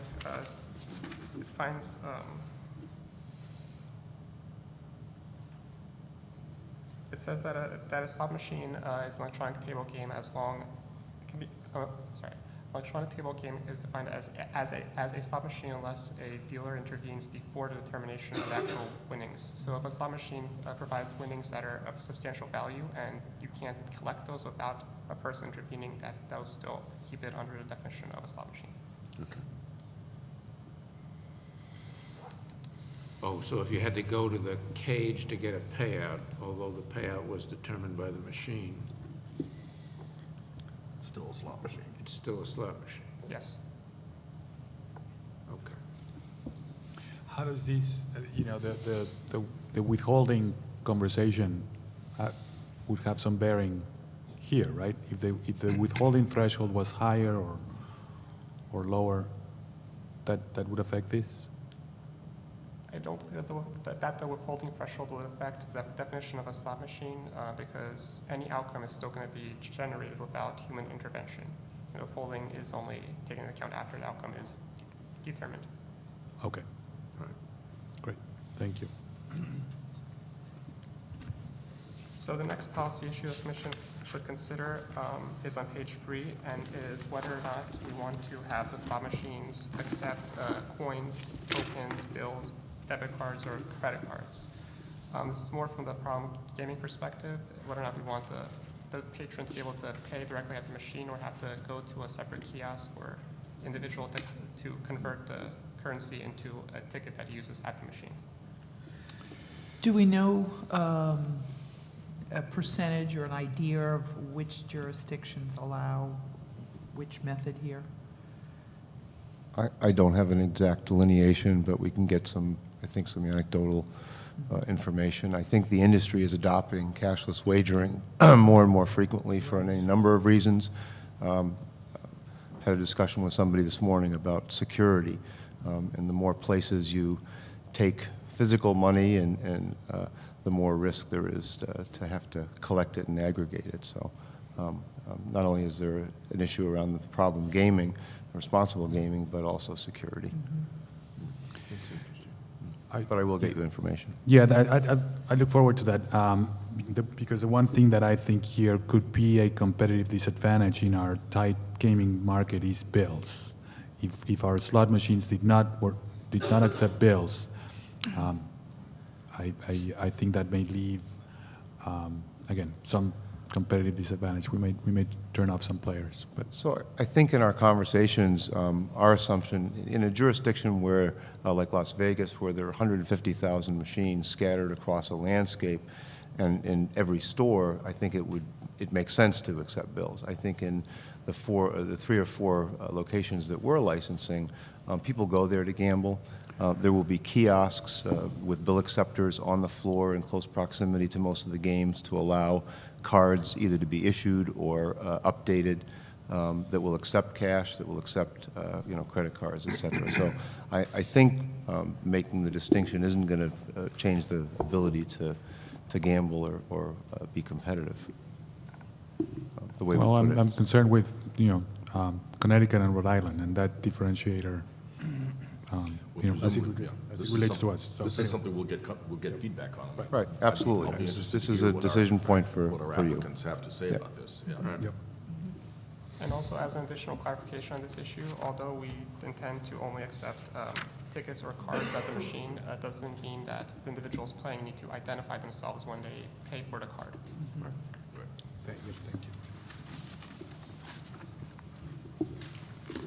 The next policy issue for the commission is on page 5. So we are anticipating adopting the G2S standard for the slot machine communication protocol. G2S is a very rich data set for the slot machines to provide us with significant information for regulation.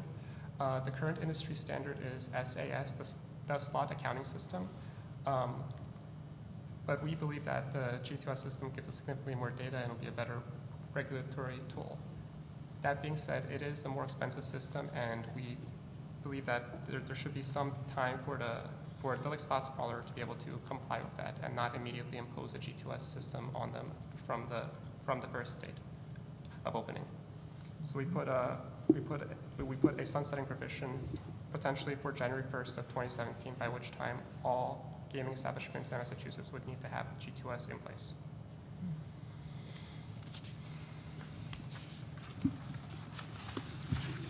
So the next section of regulations is 139. That goes into the process by which a gaming device is permitted and registered for use in a gaming establishment. So the process begins when a gaming vendor applies, when a gaming vendor submits an application to an independent testing lab that the commission will certify, and the independent testing lab will test the gaming device and send a report back to the gaming vendor. That vendor will then be able to use that report to submit for an application for a permit with the commission. At that point, the commission will be able to test the device further if necessary, and then either issue or deny a permit for that device. Upon issuance of a permit, that means that the gaming vendor can sell those devices to the casino, and when the casino implements a certain device, it would need to register each copy of that device. The registration process is basically a notification to the commission so that we know which devices are in use. Now what, oh, I'm sorry, go ahead. Were you going to talk about the policy question on page 8? I thought that's what he was talking Oh, I'm sorry. Sure, I can. That's, I thought that was part of, if you have that any was just questions, I part of can. the overall. My question was, why a 6-month trial period during which the commission gets all the gaming revenue? That's just one option that we can do. If there's a brand new device that's never been used in a different jurisdiction, and we're not sure if it's fair and it can be used in our casinos, we can potentially have a trial period during which we can test it, but the casinos won't be getting any of the revenue from that device until we finally permit it for use. Oh, I see. So that is something that's optional for us. In some jurisdictions, so a new device, a totally new Yeah, device yeah, that no. hasn't been certified or tested, is put out in the field to prototype, to test, and to use the results to measure. For those devices that aren't certified, no revenue is to go to the operator who has the device in their facility. The revenue would be directed to us if there was any. My guess is they would allow free play. So it kind of puts a new machine in a position where it most likely would be used for free play as opposed with no rewards. You know what I mean? Yeah. So would that be an alternative to the permitting process where you go through a testing lab and then get certified by them and then come to us for a new machine? So I think the distinction here is a totally new machine. We are not anticipating that Massachusetts is going to be the first jurisdiction for many platforms. In most cases, these will have been tested and certified in other jurisdictions, and those results will be used to do a gap between the GLI standards, the GLI standards and what, nuances we have in our own standards. So I think the difference here is a totally new machine in a jurisdiction is going to take a considerably longer cycle to test. For a machine that's in operation in other jurisdictions and has already been certified in other jurisdictions to the GLI standard, we expect that cycle to be about 40 days, 30 days for the lab to provide the certification for the jurisdiction in Massachusetts, and then 10 days for us to review that and issue the permit. So the difference is a totally new machine, and I think this language here is around, a new platform that has not been fully vetted and tested. Well, I've raised, maybe it's the definition of totally new machine, because I raised that question because you read the gaming magazines, and every month, 2 or 3 companies have introduced a new game. Maybe that is a new device on a new set of software on an old platform, but maybe it's not limited to that. And so it just seemed to me that it was a frequent occurrence that happened. So I don't want to delve into the technology because, again, I'm somewhat of a neophyte. Right. But I think that there are multiple levels. These new games may operate on platforms for which many of the components have been certified, and it's only the software in the game. The algorithm doesn't change, the outcome doesn't change, it's a new presentation. I think as manufacturers think of new games, they enter into conversations very early on in the cycle before they even get to deploying them with regulators about whether these machines, there's going to be a problem with these machines complying with regulations in the various jurisdictions. And I know from talking to my counterpart in Nevada, that's a lot of what they do now, is to talk with manufacturers about new concepts and about changes that may impact their regulations. So there's a lot of conversation before a machine even gets to the point where it's going to be presented to an independent laboratory to be tested. So because of all of that, is it fair to say that this is highly unlikely to happen here in Massachusetts? I think for Massachusetts, given the size of our market, probably we will not be the first market for a lot of machines. That's correct, yeah. Okay, thank you. Really interesting. So one more question is how we implement the reciprocity with other states and jurisdictions when we are testing the machines. Which page are you on? Page 11. 12? 11. 11. To a certain extent, we don't necessarily want to retest existing devices that have been in use already and have been shown to be fair, but we also don't want to entirely rely on the testing of other jurisdictions unless we believe that testing was correctly performed. So on page 11, there's one option proposed for doing the reciprocity, where we rely on data that was only independently collected, and if we believe that their methods are reliable. And initially, the independent testing lab will present to us any data that it relies on, and we will have the final determination of whether or not to issue a permit based on that data, or whether or not we want to continue testing. When you reference other jurisdictions, are they other domestic jurisdictions? We can make that determination either right now and put it into the regulations, or on a case-by-case basis for each device that we're testing.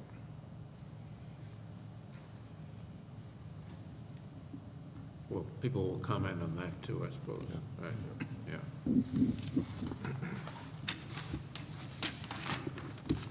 On page 12 is the fee schedule that we're proposing. So initially, when the gaming vendor is sending the device for testing to the independent testing lab, they will pay all of the independent testing lab's fees directly to the lab itself, and we will not act as a middleman for the transaction. When a device is submitted for permitting to the commission, we will potentially initially collect a fee and then charge all the costs we incur for testing to the gaming device vendor. And that's just for the prototype, not for each machine. That's correct. Right. Correct. Or for the, yeah.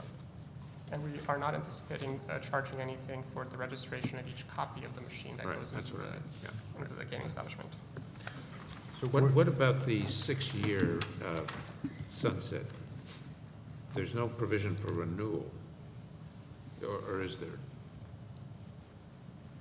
I don't think we've made a provision for renewal, no.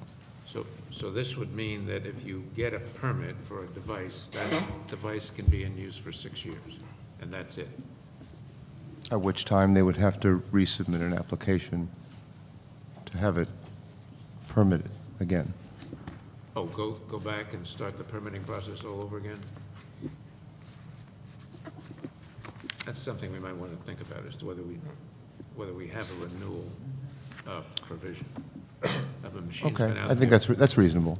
Yeah. Yeah, that's reasonable, especially if nothing has changed. Right. Right. Right.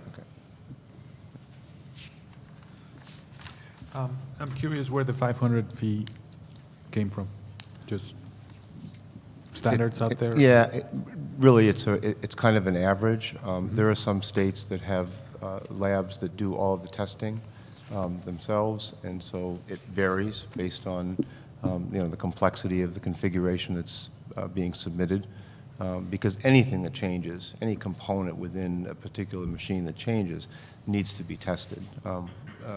They can't change a part or anything. So we look at every device or system as a whole, so. And the $500 fee isn't really expected to cover a cost for every testing, because the type of testing we do really depends on what type of gaming device is submitted. There could be an entirely new slot machine that's submitted, or there can be just a small variation to the color scheme maybe. And the color scheme variation is certainly not, doesn't need an extensive amount of testing.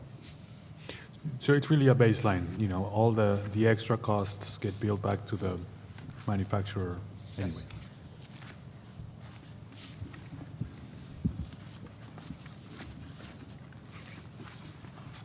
The following section, section 140, is on the possession of slot machines and their transportation. That's on page 19. This basically lays out who we will, who can possess a slot machine in Massachusetts. For example, a gaming establishment, gaming vendors, employees of the commission, a common carrier for purposes of transportation, or a trade school that we approve to possess those machines.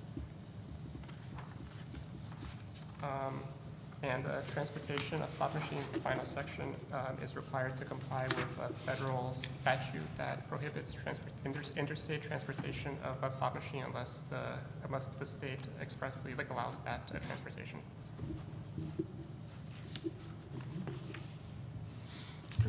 So the process, this will be back to us when?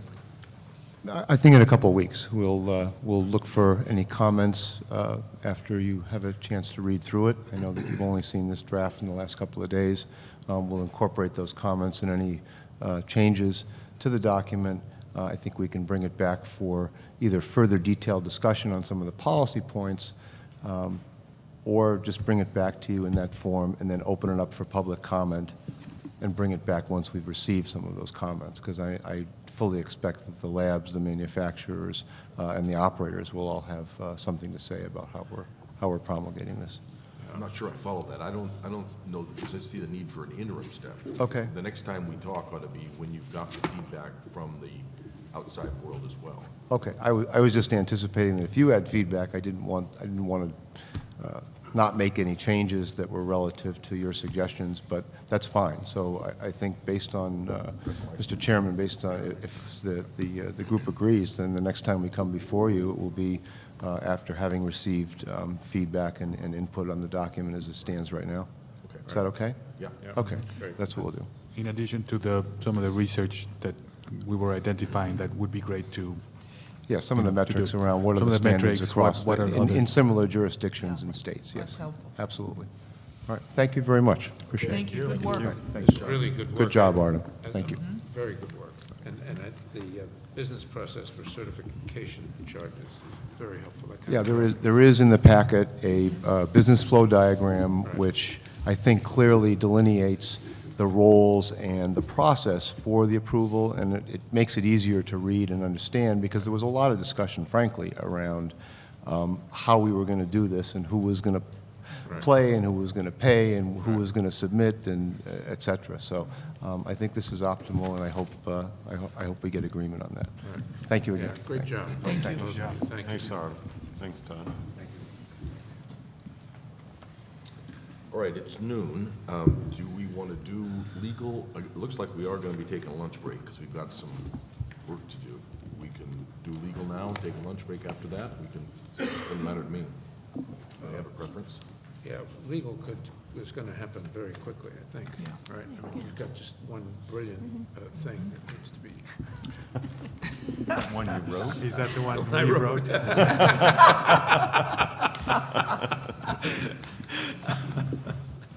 Okay. So let's do item number 4, let's do legal, and then we'll take a lunch break.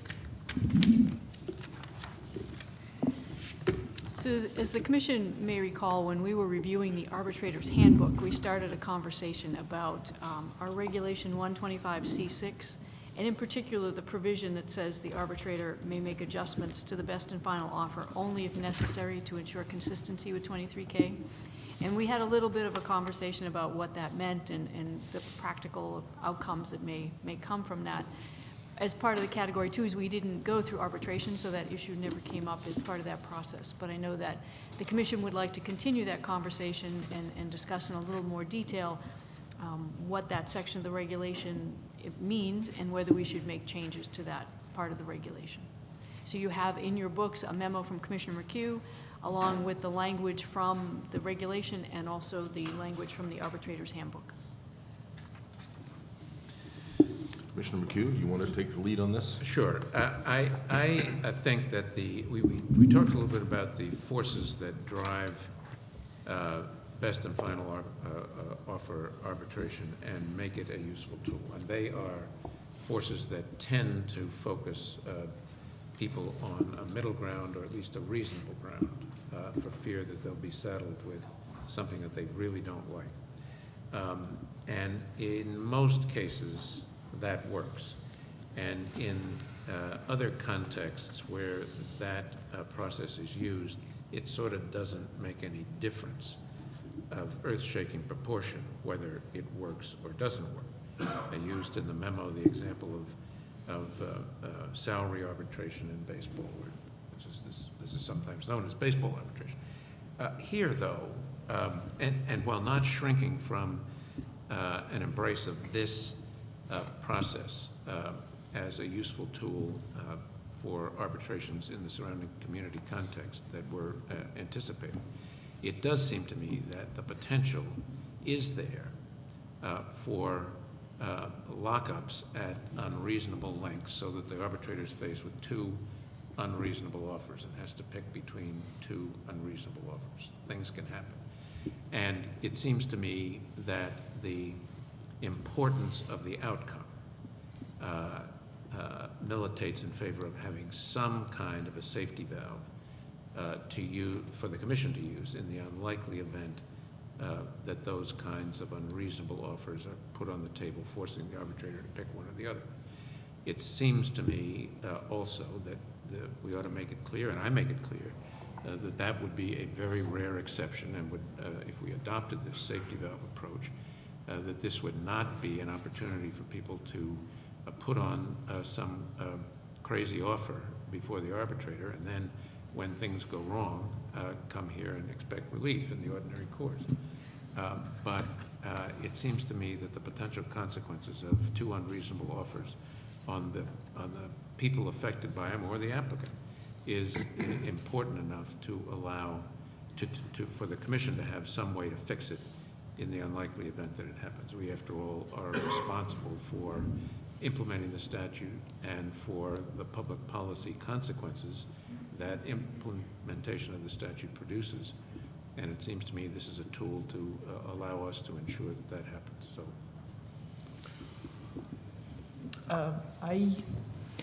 When we first had this discussion, I was very much in favor of what we ended up doing, which was, best and final, and that really did incentivize folks to work and get this done, because there was real uncertainty with the best and final.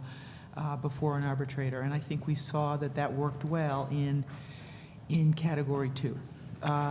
But what I didn't consider, and this memo focused, very well done memo, it got me to focus on the fact that there is a possibility that they could be two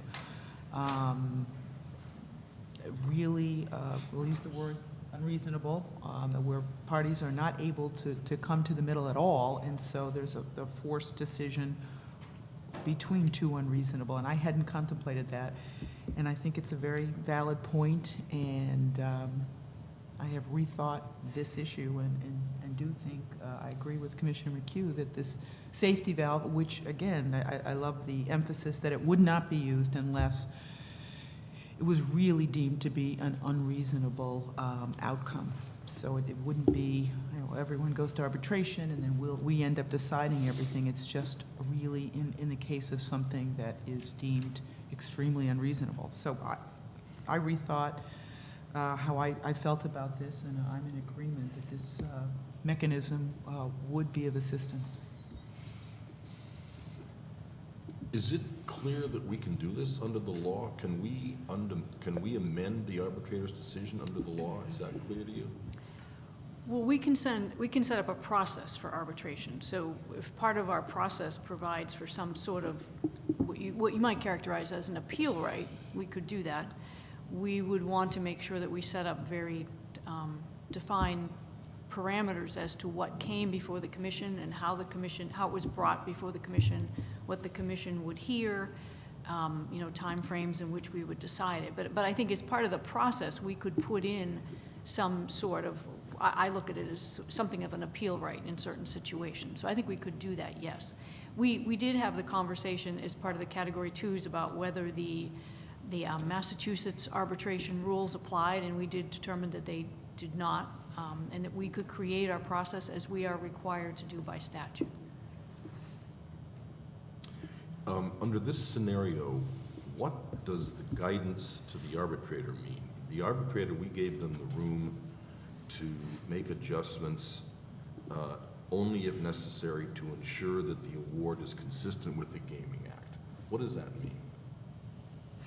Well, I think our discussion and the thrust of the arbitrator's handbook limits that to something that directly contradicts a statutory provision.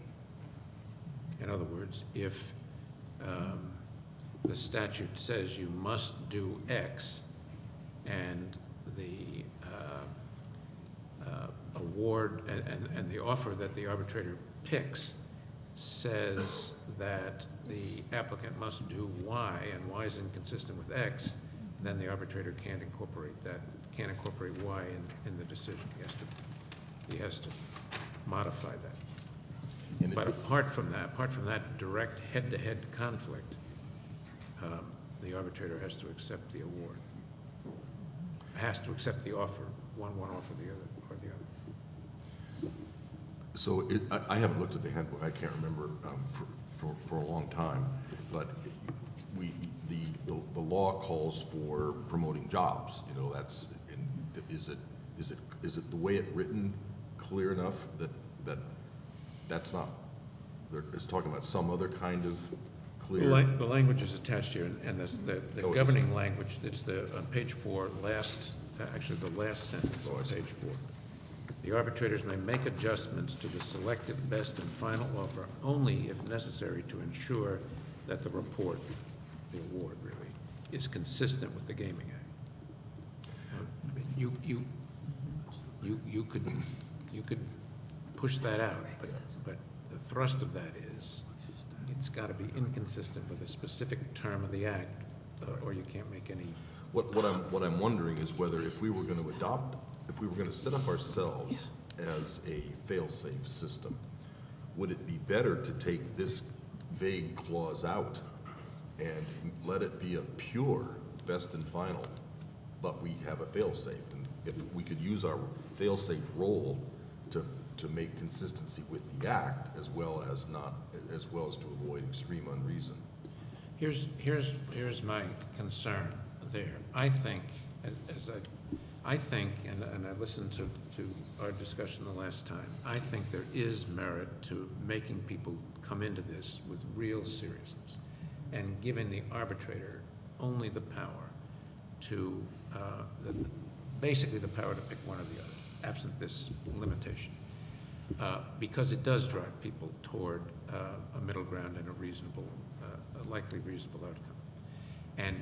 And setting this safety valve process up in any way other than what looks like a real safety valve for fundamentally bad policy incentivizes people to pull back from putting their best effort into the arbitration process itself, and makes it more likely that we'll be faced with these things more often. So I would like to keep it as close to, this really is, if something is, for the safety valve is really to be used only if something has seriously gone off the rails. It's not to adjust things in the way we think is more consistent with the Gaming Act. Well, I thought what I was suggesting would have been supportive of that, would have put more pressure, would give the arbitrator no flexibility, so that the bidders knew that they had no, the arbitrator can't save them. They have to do a best and final that they think has a shot. Well, but if there's a clear conflict with, Chapter 23K, that Well, it doesn't need to be all left to the safety valve, I think. Oh, Yeah. I'm sorry. But the language here is vague, and it's See what you're saying. consistent with the Gaming Act is a matter of interpretation. We're saying, to clarify it, we're saying some specific violation, but it's still vague. I mean, there's a tremendous amount of flexibility within that if an arbitrator cared to use it. We're talking about an extreme situation here. So to both put more pressure on the two parties to come to the middle, and to make sure that, quote, consistent with the Gaming Act is interpreted the way we want it to be interpreted, if we reserve that right for ourselves in the safety valve system, I thought we would accomplish both objectives. We would put more pressure on the parties because there's no flexibility on the arbitrator's part. No adjustments. No adjustments. And we have the absolute right. The last thing that I would add to this would be that it's not an appeal right. It's something that we have the right to do. A commissioner could say, I want to bring to the table a review of the arbitrator's decision, but it would not be something that the party could appeal. Well, can I back up, because I Yeah, go one by one, yeah. Do one by one, because I understand your point now, and I didn't listen carefully enough. What about, and I think that's a valid point, but what about if instead of taking that out, we changed the language of the handbook? I mean, the handbook language doesn't even require the regulatory process. Right. To ensure that, to say that the arbitrators may make adjustments in the selected best and final offer only if a provision of the selected offer is directly in conflict with a provision of the Act. So we take out that fuzzy consistency language and limit the arbitrators, don't force the arbitrator to impose an award that's in direct conflict with the Act. That's a pretty straightforward standard.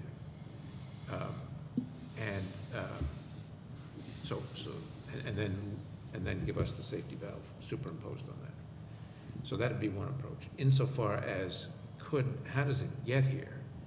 It seems to me we've got to let the loser bring it to us. And we can set up a very quick procedure for doing that. But it seems to me that's the better route, because the loser is going to identify in a way that we may not be able to why some provision of the award is, to use the standard we would adopt, fundamentally inconsistent with the Act. Well, you're not talking about, but you're saying about that's going to stick with the arbitrator. No, you're saying. I'm- You're redefining it, narrowing it, and leave it with, but now I thought our fail-safe remains for what's fully unreasonable. Yeah, I guess I'm confusing things. I would tighten this Got it. up in the handbook. Right. And I'd leave the safety valve in the way I am recommending we adopt it. I'll stop there, and then there's another piece, but I'll stop there. I wouldn't, I'm not gonna debate it, I mean, it just, I don't care how, if we tighten this up or leave it to us, doesn't matter to me, so what, whatever you wanna do on that. Who brings it? It does seem to me like if we put an appeal in there, everybody's gonna appeal, you know, and I don't know why it wouldn't be better for there not to be an appeal, right? But have us have the right to make our own position in the judgment. I mean, everybody's gonna come to appeal and say, hey, this is, you know, totally unreasonable. Okay, and my response to that is what I was trying to say a minute ago, that they're gonna have better insights as to why it's fundamentally inconsistent with the act than we could just reading the thing from the outside. In most cases, hopefully in all, we'd be able to go and take a look with the staff's help at the reasons they think it's fundamentally inconsistent and say, no, it's not fundamentally inconsistent, this stays. But they may highlight something that we would not have otherwise thought of and point out to us a fundamental problem in something based on the configuration of a street or a street corner or something, this disadvantages a whole group of population in some center in a way that the statute never realized, and you can fix it by just tweaking it this way. Those are the kinds of things that it seems to me they're in a better position to do. I agree that there's a risk that people may come to us with an appeal. If we say that, if we set up a process for bringing it to us. But I really think we could broom most of those very quickly. And on a cost-benefit basis, I think it's better to have a mechanism for the disaffected party to bring it to us. It's not, this is the way I would structure this, but it's not more important than lunch, so I'm Well, that's good public policy.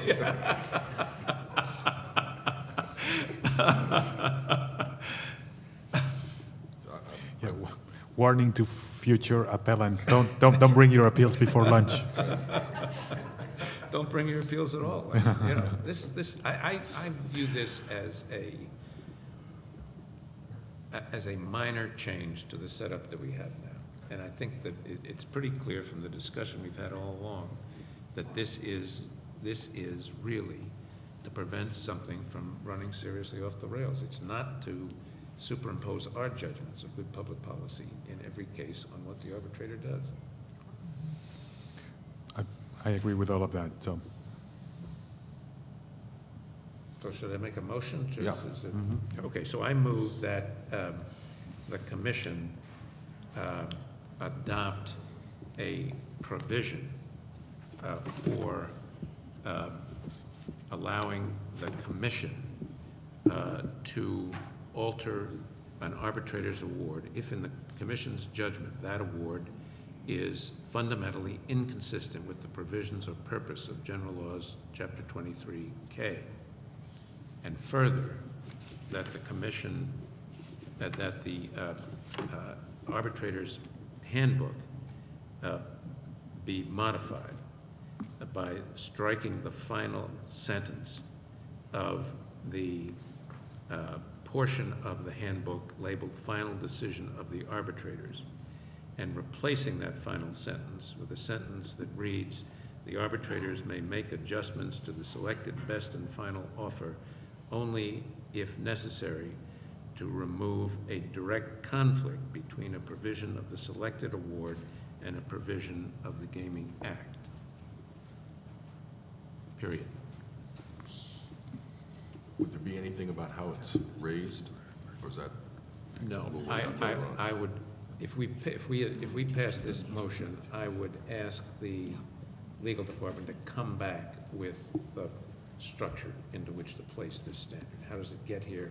How quickly do we decide it and the like? Second. Any further discussion? All in favor? Aye. Opposed? Ayes have it unanimously. Now lunch. Now lunch. Thank you. Janice, so is an hour enough under the circumstances? Okay. So we will come back here at 1:15.